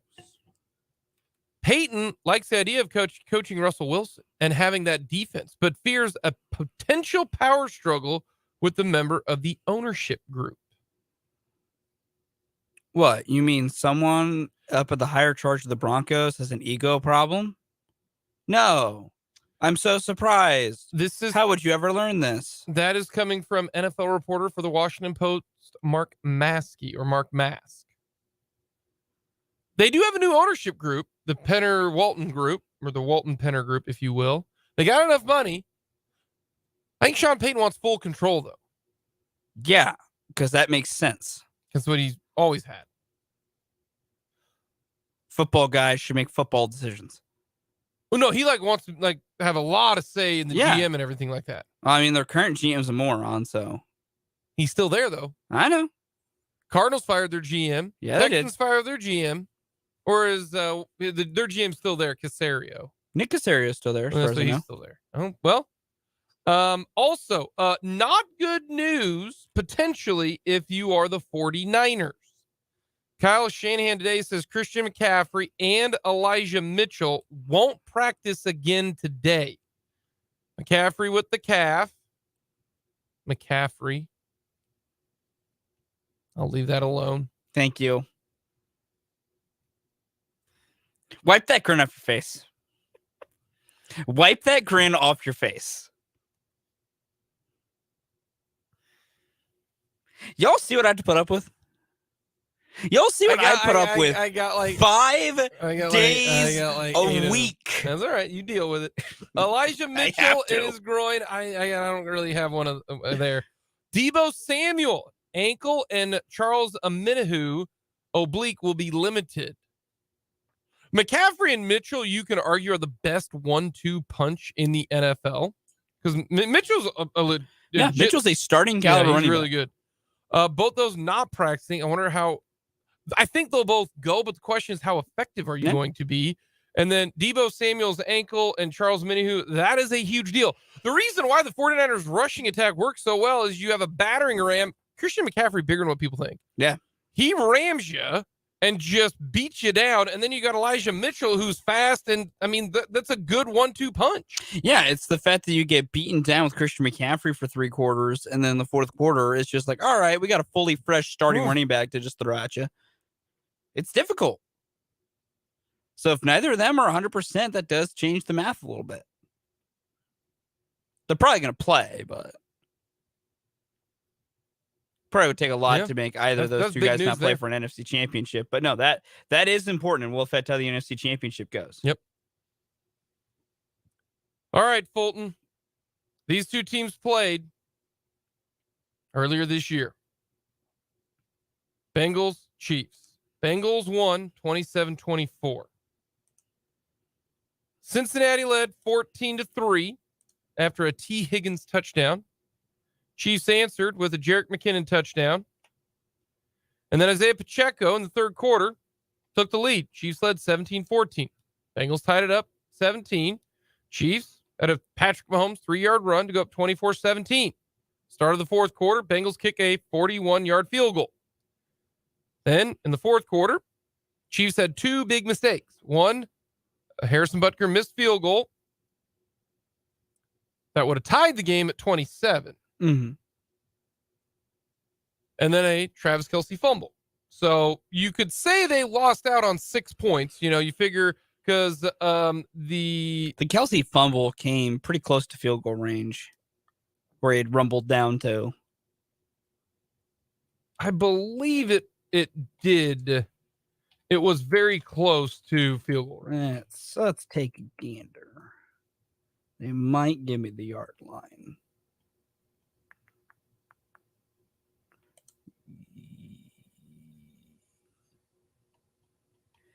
Did they give you the yard line? Oh, wait, I'm about to pull it up. Took me to get to the drive chart. I apologize. All right, here we are in the fourth quarter. Where's the they were at the Kansas City 26. It was 19 yards from the Kansas City 26. So almost to midfield. Almost to midfield. Yeah. You're getting close. Yeah. Yep. Yeah, it was recovered by Jermaine Pratt at the Kansas City 45. Yep. So near midfield. Yep. So a lot went against the Chiefs in that final period. But before we get into all of that, there are 3 players for the Kansas City Chiefs that did not play in that game that will play in this game. They are one, Jalen Watson. Jalen Watson did not play in this game. You want to know who did in his replacement? Joshua Williams. He played 92% of snaps in that game. Who is a better quarterback? Jalen Watson or Joshua Williams? Oddly enough, the 7th round pick, Jalen Watson. Yeah. No question. All right. Who played every down in this game at left guard for the Kansas City Chiefs? Was that Allegretti? Nicholas Allegretti, left guard. That means you did not have second team All-Pro Joe Thuney. Yeah, Joe Thuney did not record a single snap in that game. It's because he was inactive. It's hard to take a snap when you're inactive. That's true. No, you're not wrong. Pretty Hard. Pretty difficult. Difficult, yeah. A little difficult. A little difficult. A little tough. Also not playing in that game, Kadarius Toney. Tony Towns. Those are 3 starters for the Kansas City Chiefs who did not play in this game. That is important. That's very important. And I would liken them to the most important is Joe Thuney. Yeah, out of those 3. Second most important is Jalen Watson. Yeah. And the reason I say that is because Joshua Williams played in 92% of snaps. And in fact, Joshua Williams in the game, here's his snap counts, all right? 5% against Jacksonville, 20% against Denver, 26% against Seattle, 25% against Houston. He's not playing anymore. Your 3 corners are McDuffie, Snead, and Watson. Who would you rather have guard Higgins, Boyd, and Chase? Williams or Watson? Watson. Joe Thuney is one of the best offensive linemen in the NFL according to any metric. If you like the Pro Football Focus ratings, he's high up there. If you like just eye test, he's up there. He's a second team All-Pro. He's a really good offensive line. He did not play in this game. Nick Allegretti is a serviceable backup. There's a reason why Allegretti is a backup and Joe Thuney is making $20 million a year. Kadarius Toney. Would you rather have Kadarius Toney playing in this game? Or would you rather have, and I'm going to double check to make sure I get this right when it comes to the offensive side of things. Would you rather have Kadarius Toney getting 0% of snaps or Sky Moore getting 42 and Justin Watson getting 62?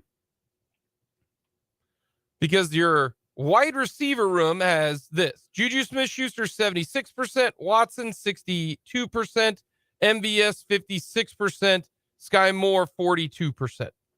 I'd rather have Kadarius Toney in there instead of Sky Moore at this point. So you could argue that all 3 of those, but mainly Watson and Joe Thuney, that's a big deal. That's a really big deal that they did not play in this game. Here are the guys that played in the game for the Bengals. Ted Karras, the center. He's on the injury report. He has been limited, but sounds like he's going to go. Mm-hmm. All right. Jonah Williams, tackle, 100% of the snaps, all 72 of them. He was a DMP yesterday. He did not play in the game against the Bills, to be determined on Sunday. Alex Kappa, your right guard. DNP yesterday. Played all 72 snaps in the game against the Chiefs. And one guy that we really haven't talked about because he's been out, I want to say it was right after the Chiefs game. I think it was. No, it was New England. It was the New England game. So it was 3 games after. It was Christmas Eve. Yep. Lael Collins. Yeah, tore his ACL, right? I don't know. He's done for the year. Yeah, he's done for the year. I think it was an ACL. But either way, out for the year. So the last time the Chiefs played, this Bengal team had their entire offensive line. Karras at center, Williams at tackle, Volson at guard, Burrow at or Kappa at guard, and Collins at tackle. So there are 5 offensive linemen. They could be without 3 of them against the Kansas City Chiefs. And most importantly, they're going to be without their 2 tackles, Collins and maybe Williams. We know one of them. So hear me out here. What was the game plan for the offensive line for the Bengals? Just absolutely find 95 and don't let him breathe. We are going to have our center, Ted Karras, take care of it. We're going to have our guards take care of it. Because we think La'el Collins and we think Jonah Williams can go one-on-one against anyone that the Chiefs have. It is man-to-man, you versus me, mano a mano. La'el Collins versus Frank Clark and George Karlaftis. It will be Jonah Williams one-on-one versus Carlos Dunlap and Mike Dana. Our 2 guys are better than your 4 guys. Therefore, we can allow Volson, Kappa, and Karras all to look at number 95 and say, you ain't going anywhere. Can they do that without their 2 starting tackles in this game? Because I do think that is an important factor. I really, really do. It is. If this were, let's say La'el Collins wasn't there and Akeem Adeniji, who has filled in, KU player, has filled in. And do they trust Akeem Adeniji to go one-on-one with Karlaftis or Clark or Dunlap or Dana? Do you trust your backup left tackle? Because the Bengals backup left tackle, and I want to make sure. I believe Jackson Carman's been getting these slots at left tackle. Who is a rookie, correct? I believe I have him right here. Let me take a look. Hold on, I can pull it up too here. I think this is his second year. Yes, this is his second year. He's 22. Yeah. He was drafted last year in the 2nd round. Yeah, so do you think Jackson Carman and Akeem Adeniji can get it done one-on-one? If you do, and that's the question. If you do, then Karras, who is banged up, along with Volson, and then whoever's going to fill in for Kappa, looks like it's Max Sharping, is what that's it who looks it was like. last week. Do you think those guys can do it? The Chiefs' pass rush is better than the Bills' pass rush. If Von Miller was there, it's a different story. But remember, Collins played in that game. La'el Collins is a good offensive lineman. He's not there anymore. Very good. Jonah Williams, their offensive lineman was terrific in that game. Yeah, they spent a lot to make it better, Okay. and it was different. So let's find out who's missing for the Chiefs now that didn't when they played last week or in week number whatever 10 or 11 or something like that. Who's missing? Who's out? For the Chiefs this week, they're all back. So it's a healthy team. The only guy is Mahomes on an ankle. Now, what about the people missing from the Bengals who didn't play? Joe Mixon. Joe Mixon, their running back, is back. Yeah. Which is a big deal. Joe Mixon, a good running back, along with Samaje Perine. And do you factor in Jamar Chase? I think Jamar Chase was almost 100% in the game against the Kansas City Chiefs. And the reason why I say that is Jamar Chase had 7 receptions for 97 yards. I hope that was him. He must have played 82% of the snaps. So I think they rested him an extra week before to make sure he was good to go. So I think most of their skill guys are all there. But it comes up front.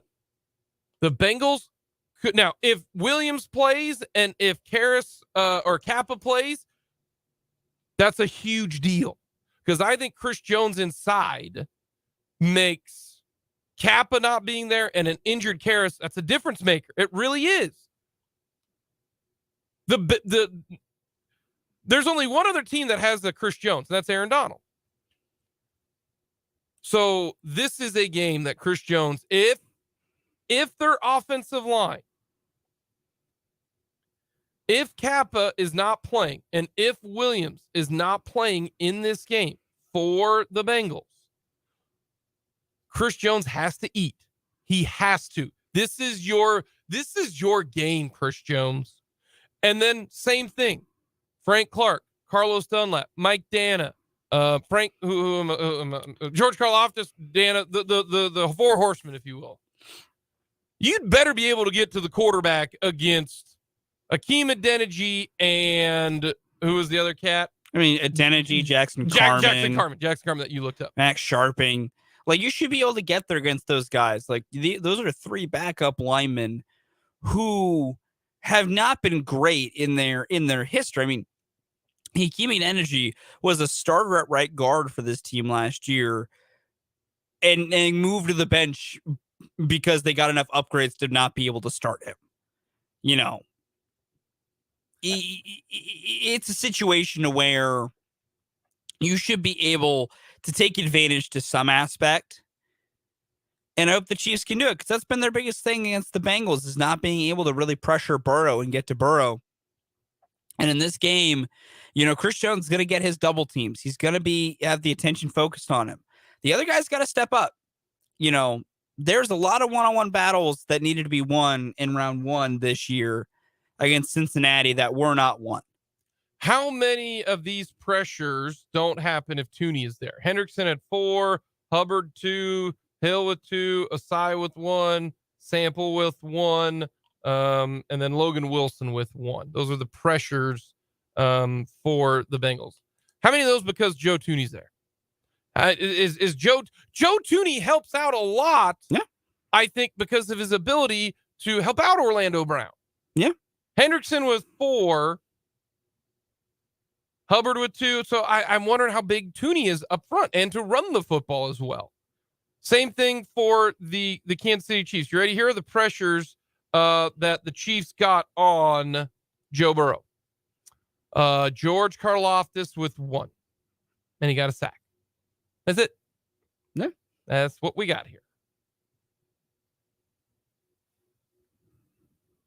No, it's true. The things shake out and shape up to where the Chiefs should be able to protect fairly well. And then with the Bengals offensive line being banged up, this is what you're paid to do. Now, the Bengals got the ball out quick. Yep, they do. They threw it very quick, not to give pressure. And I think that's what you're going to see. Oh, yeah. I think they're going to look at the Chiefs, who tackled awful. I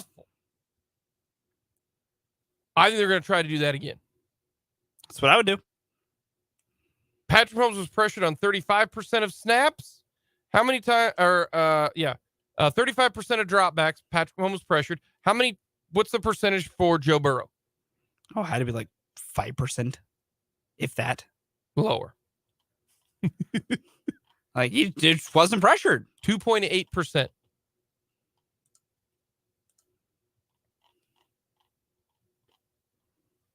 So there's a lot of ways you can skew this thing. The Chiefs lost because they fumbled it.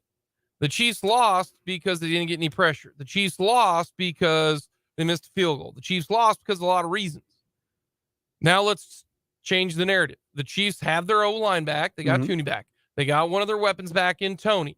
Now, are we overvaluing Kadarius Toney? Because it's not like Kadarius Toney's Jamar Chase and he's coming back. No, but also at the same time, because the Chiefs receiving core was even more decimated than just not having Kadarius Toney in that matchup. Like, Justin Watson had the second most snaps of any Chiefs wide receiver in that matchup. Yeah, but I mean, Juju still played. He had 76, Watson 62, MVS 56. I mean, they were all there. I don't think it was because they were dinged up. I think that was just he happened to be on, because Juju was there. And I mean, you did not have Hardman and you did not have Toney. You had neither guy. Yeah. Well, you're going to get them both back. Well, I'm not factoring in Hardman, but I am factoring in Toney. But in the game, yes, you did not have McCole Hardman. No, you had neither guy in that first matchup. So you might have a little speedster in that one. So that's why I look at this, Jalen Watson, who is a better corner than Josh Williams, a much better corner. It lets you do a lot of different things now. He's back. Yep. Tooney's back. Watson's back. Add in I really do think if Kappas, who plays Kappa, having a Karras and a Kappa, very confusing. Throws you off. If Alex Kappa does not play and Jonah Williams does not play, this is a completely different offensive line than what the Bengals went up against the Chiefs with the game plan that they had of pinching Chris Jones. I don't think you can do that. If that's the case, then those 4 guys in Clark, Karlaftis, Dana, and Dunlap, they flat out didn't get it done. But I think it's going to be a quick passing game. I really, really do. I agree. I think it's going to be a quick passing game for Joe Burrow. A lot of screens. I think Hurst is going to be a big deal. Hurst did not play in a lot in this game. He got hurt, if you remember, because I'm looking at the snap percentages. He only had 13%. And Hayden Hurst is a pretty good tight end. Yep. So I think you're going to see a lot of running. I think you're going to see I think this one is going to be a physical up front, and I think the linebackers are going to have to play well. I think in coverage, Hurst on a quick outs, they're going to do slants to Boyd, slants to Higgins. I think it's going to be a lot of short passes, yards after the catch, because if Williams and Kappa don't play, because you don't want to give Burrow the chance. Coming up, we'll talk a little Royals. Fulton will get upset. It'll be fun. We'll get to that next.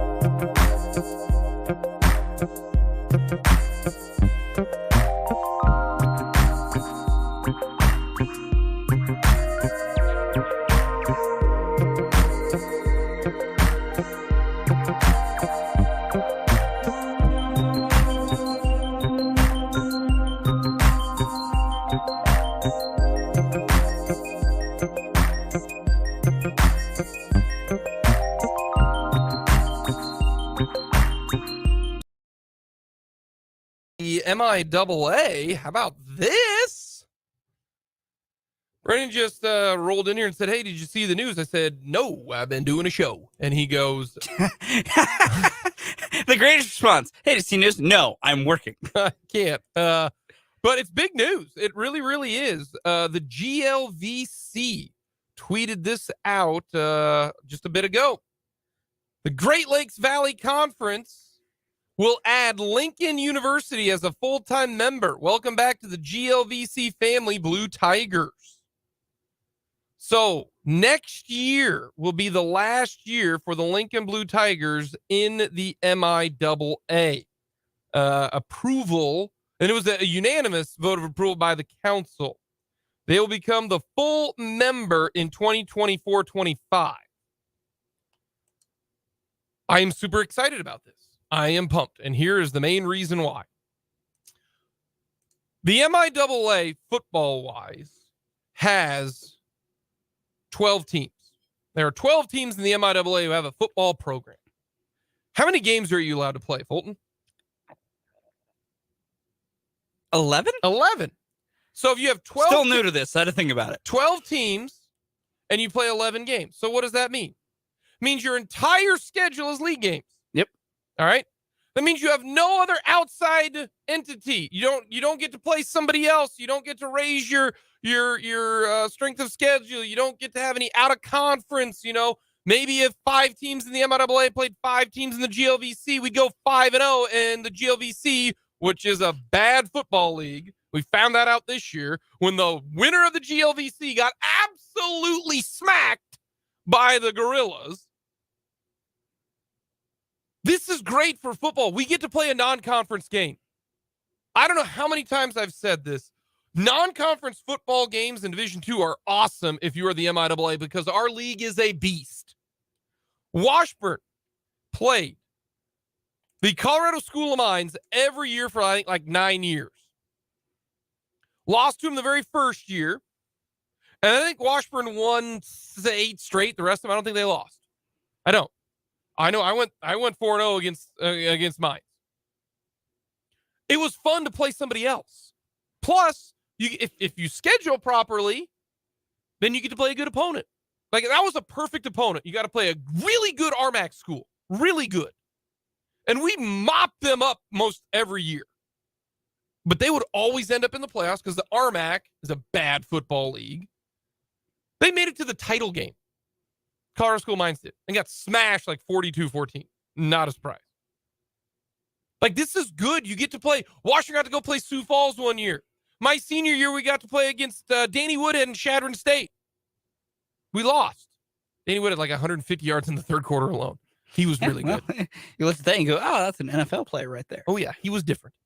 But that game helped us make the playoffs because we had the toughest schedule in Division II that year, or I think one of the top 3. Our strength of schedule helped us out. So this is a good thing for the football side of it. I don't want them to add somebody else. I don't. Leave it at 11 teams. If you can't find a non-conference football game, that's on you. Then your AD didn't do his job. Figure out a way. I'm excited about this. Also, basketball. The Big 12 plays a 22, or the Big 12. The Big 12 plays an 18-game schedule. The MIAA plays a 22-game schedule.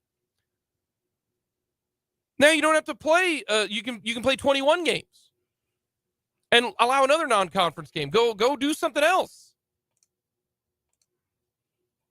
I'm excited about this. Can they go to the league next year? Is that doable? I think that's good. I'm excited about this.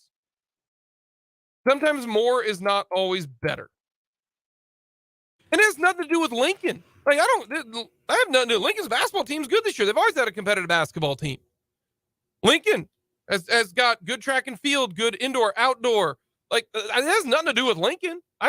Stay Lincoln, go Lincoln. That doesn't bother me none. Whatever. You do you. I just don't like the fact that we don't get to non-conference game in football. And I think 22-game conference schedule is too much in basketball. Specifically when you're only allowed to play, I believe you're like Washburn this year, because of the 22-game schedule, they can only play like 5 non-conference games. That's it. 5. I don't have my info with me because it's at my desk right now, and I'm not at my desk. I'm at a microphone. But due to the powers of the internet. Okay, Washburn played Henderson, Augustana, William Jewell, Rockhurst, Baptist, and then Ottawa. So they got to play 6 non-conference games. That is it. And your first 2 don't count because everybody does that. So you get to play 4 non-conference games. That's it, 4. It's not fun. Add another Sports are fun when you get to play different teams. Exactly. No, I'm with you. I'm with you 100% on all I'm of this. pumped about this. Who do you think Washburn's first non-con opponent they'll schedule is? Mines! I hope Yeah, it I is. bet it is. I hope it is. And Washburn had a great connection. Do you know which coach played at Colorado School of Mines? I do not. Head coach Craig Shurik. Huh. Kind of helped. Oh, wait. me. Actually, I think I didn't. I think I was perusing the notes one day, Yeah. and that's. I'm mad I forgot about that. I did know that answer. Yeah. I did know the answer to that question. Fun fact here: Craig Shurik got a mechanical engineering degree from Colorado School of Mines, and probably could have solved like the ozone or like all sorts of OSHA problems. Like he could have solved the oil problems. Like Coach Shurik could probably done that. He's like, no, I want to coach football. I love football too much. And all he's done has been the most successful Washburn coach ever. So not a bad choice by Craig Shurik. But yeah, he went to Colorado School of Mines. That's why it was a great connection. Playing there it's like playing in a fairyland. You're playing amongst mountains. Where in Colorado is Mines? I've never actually learned of this. Golden. You can hit a golf ball from their field to the Coors Brewing Company in Golden. Maybe 2 golf balls, 2 drivers. The long par 5. So what I'm hearing, Jake, is they need to do a road trip to Mines while we're all still around, so that way we can go to Mines. I would take getting a paid trip to go to Golden, Colorado. Oh, it's awesome. So much fun. Except walking up to the press box, we're going to have to take a break because that air is thin. That's fair. It's thin. That's good news, though. And this has nothing to do with Lincoln. It doesn't. No. I don't. If they're in great, if they kicked out another team, or not, I kicked out this bad word. If someone else chose to leave, if Southern chose to leave, if Northeastern chose to leave, if Northwest is like, we are tired of beating up on everybody, we're going to go 1AA, I'd be like, great. If Central Oklahoma wants to leave and go somewhere else, perfect. I don't care who stays, who goes. I just want less teams. This isn't this isn't the SEC where the more the better, right? Yeah, that's not the case. The Big 12, the more the better. Not the case. I'm excited about this. Real quick, according to Andy Rogers, the Royals still have a chance signing Zach Greinke. I'm here for it if they do. He's a good veteran pitcher to have. It would keep up with the trend of good signings happening. Mm-hmm. Greinke's worth it. I wouldn't mind them signing Greinke, and then I wouldn't mind another infielder being signed. Because you technically have a hole at third base. Even though I think the smart move is put Bobby at third base and have Michael Garcia play short. However, I don't think that's going to happen until like August. It's going to be very annoying. It's taking too long to get to the right answer.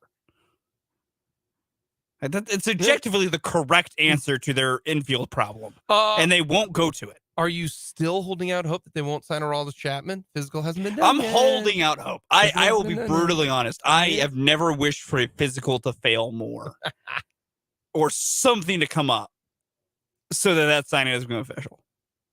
That's why I need to be put over the moon. That's not going to happen. He's going to get signed. I'm going to be very annoyed, but technically he has not been signed because they're still pending a physical. I think he's technically pitching for Great Britain in the World Baseball Classic, so it might be a minute. Which I don't know. I didn't realize he had the connections to do that, but I don't know what their rule is. Because each team's rules for what nationality can play for their team is kind of loose. It's not as stringent as other international team systems. But yeah. I can hope. Your infield hope was what again? Well, the proper solution for their infield is Bobby Witt Jr. plays third base and Michael Garcia plays short. That's the right solution. I don't know if Michael is good enough at the plate. He's looked great down in the Dominican Winter League this year, and he had good run in the minors last year. Give him a 3-year deal. He has not gotten a true run at the big league level. I think if he has a nice spring training, you give him finally the run. He's dominating the Dominican League. 5 years, $200 million, baby. Let's do it. Hey, do not be besmirching the Dominican Winter League. Coming up do not be besmirching the Dominican Winter League. I just pointed I out will not tolerate that. Your number one fact was that he was dominating. I will not Dominican tolerate Winter League. besmirching the Dominican Winter League. Bobby Witt, you're done, man. Will not Mateo tolerate Garcia this. Show. Coming up next, Chiefs Bengals, and the most important stat in all of football, and the Bengals have been killing it.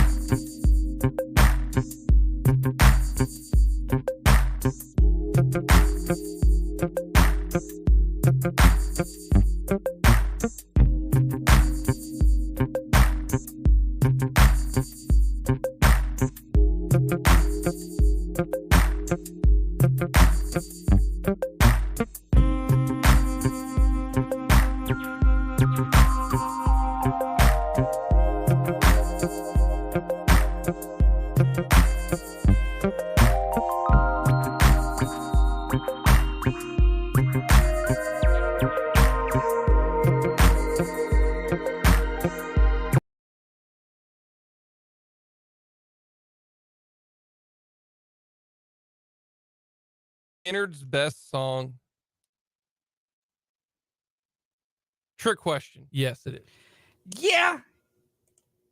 Yeah, I'd have to say Freebird's the best. Do you, much like every other proper person in existence, feel the need to drive like 100 miles an hour when that specific part of Freebird comes on? No, I feel the need to go full Guitar Hero and air guitar it. Fair. I'm not a fast driver. You know this. That's true. Jake drives like a grandma. Drives me crazy. Drives like a grandma. I literally go like the speed limit or a little above, and y'all like, you. I remember driving there was Miss Daisy. I cannot remember which of the trips we were taking for football this year when we're just driving decent silence or something. I think it was on the way back because we were all much more tired than normal. And Fletch in the back seat just goes, "We've been there like 45 minutes ago. We ended up driving Miss Daisy in charge."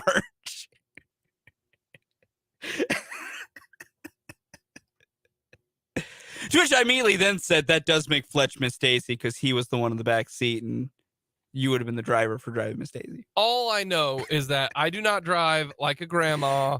I drive at here's how I break down, because I travel a lot. I've been on the road a lot. Okay. Yes. All right. Here's the deal. The next road trip I got is Missouri Western. All right. That one's not bad. St. Joe. No, it's not bad at all. Not at all. All right. It's St. an Joe trip's hour and a half drive. Yeah. Hour and a half drive. Mhm. All right. Depending upon the time of day, depending upon, where it is, sometimes I drive up Highway 4 all the way through, Ashton and all that kind of stuff. Or I drive the turnpike, kind of depends. You get stuck behind a semi on Highway 4. That's a bummer. Yeah. But here's the thing. It's an hour and a half drive, right? Simple math. If I drive 80 miles an hour on the interstate, okay? Right? Mm-hmm. And you drive 85 miles an hour. And at 85 miles an hour, you have a chance of getting a ticket. You do. That's 10 miles an hour over the speeding limit. Yeah. 80 miles an hour, I ain't getting a ticket. Nope. Okay? The speed limit's 75. Yep. So I'm already breaking the law. Yeah, but you're good. You're in the acceptable grace zone. Okay? You will beat me by 5 minutes. Mm-hmm. Wow. Good thing you get to St. Joe 5 minutes. And by the way, it ain't 5 minutes. It could be 5 minutes because at St. Joe, I've been taking that drive plenty of times. There are 3 stoplights that you have to go through. Yep. And them puppies are long. Yep. I hit it. You don't. We're getting there at the same time almost. Yep. So that's the reason why I look at, okay, driving 85 to 80, the risk reward, 5 minutes. I'll leave 5 minutes before you, Fulton. So here's what I'll say. One, I partly did this just because it got a little bit of a rise out of Jake and made me laugh. I will say, I will not heavily complain about Jake's driving when it comes to what speed he takes on our trips, because it means that I'm not driving. And you know what? I will gladly take that. I will take Jake driving slower than I will if it means I just get to sit and chill for the drive. I have made it very well known. I have not tried to hide it. I do not like long car rides. I have a very low tolerance for the amount of hours to be spent in a vehicle. And that gets even worse when I'm the one behind the wheel. It's the reason partly why I drive probably a little bit faster is I truly just want to get to my destination as quickly as possible. Like when I've had to drive to Minnesota for our fishing trips when we take them, that is pure just pain. Mm-hmm. Just I want to just hurl myself out of a moving vehicle every time. 3 hours is the longest any human should have to take on a car ride. After that, we need to find different modes of transportation. 3 hours is the top. And even 2.5 starts to get on my nerves. Well, we're going to get to turnovers. Ooh, talking like cherry, blueberry, strawberry. We're talking Travis Kelce fumbles and Mahomes interception. I don't like those kinds. Folks, a lot of people look at the Bengals and the playoff stretch has been terrific because of offense and because of Burrow and Chase and all that kind of stuff. The Cincinnati Bengals have given up 3 turnovers in their last 6 playoff games. 3 turnovers. That's it.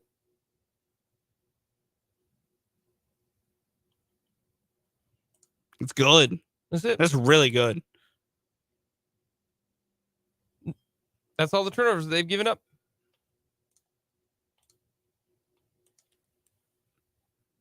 It's almost more impressive than what they've generated. Turnovers lost. I'm looking at it right here on the Pro Football Reference. 1 against the Ravens this year, didn't against the Bills, 1 against the Titans, 1 against the Chiefs. That's it, 3. Here's what they have forced. 1 against the Bills, 2 against the Ravens, 2 against the Raiders, 3 against the Titans, 2 against the Chiefs, 2 against the Rams. They have forced 13 turnovers. If your turnover margin is plus 10. That's really good. In 6 games. That's really good. You're essentially plus 2 in every game. That is 2 chances that you stop the opposing team, let alone when you make them punt. And then you're either stopping points or you're gaining points, or sometimes you're both. Just ask the Baltimore Ravens. The Cincinnati Bengals scored 14 of their 24 points off of Raven turnovers. And they kept 7 points off the board. That one turnover was 14 points impacted that game. The other turnover was 3 points, one side and another. You could argue that is 24 points that changed throughout the game against the Ravens. Why were the Rams, or why were the Bengals even in the game against the Rams? Because they forced 2 turnovers against the Rams, and they didn't have one. Otherwise, they should have got blown out. Unfortunately, is that the Rams got 7 sacks and had the best player on the field at that point in time, and Donald on one side and Cooper Kupp on the other. Yeah. Also helps to have by far the best players on the field. And, Really and you got super lucky when T. Higgins grabbed the face mask of Jalen Ramsey and it didn't get called. Yeah. A lot of luck going the Bengals' way. A lot of luck. Eventually, you'd like to think that runs out. Right now, they're forcing turnovers. Chiefs don't have a turnover. I don't see them getting completely shut down like Buffalo did. I agree. I just don't see that. Yeah, I'd agree. That's incredible, though. No, it is. The Bengals turnover margin in this playoff run is probably the most amazing part of it. And it's so integral to why they've had their success. What's the most points that this Bengals team on offense has scored in the postseason non-overtime edition? 24? 27 against Buffalo. Oh, they did get 27 last week. How did I forget that? Yeah, 24, 27, 26, 19. Remember, they won 19-16. Yep. They forced 3 turnovers. Yep. Ryan Tannehill. Bum. The dumbest. I remember after that game looking at the all 22 of that, and it was the dumbest interception I've ever seen. 27 in overtime against the Chiefs, and then 20 against the Rams. Coming up next, we'll wrap things up with the mic drop.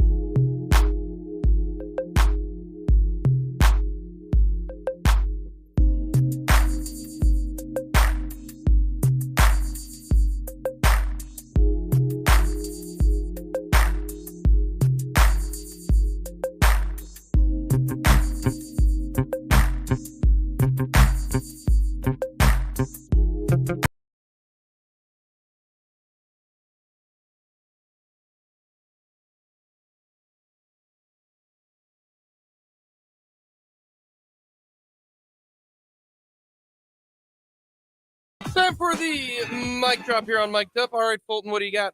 I'll be taking a day off tomorrow. So next time I will talk to all of you will be coming up on Monday. And more importantly, it's this. I hope the Chiefs win this weekend. And when I talk to you on Monday, we're talking about the Chiefs going to their 3rd Super Bowl in 5 years. Or their 3rd Super Bowl in 4 years. Yeah. Overall, 3rd Super Bowl in Mahomes' era. Have you emotional hedged? Not yet, but I will be. I can confirm I will be emotional hedging this weekend. Kentucky and Cincinnati money line bets will be placed. Because if they both lose, I'm not going to be okay. The Chiefs, they're healthy compared to earlier this year. That's a big deal. We got a lot to get to tomorrow. Coming up next, we got 580 Sports Talk. Have yourselves a great Thursday afternoon.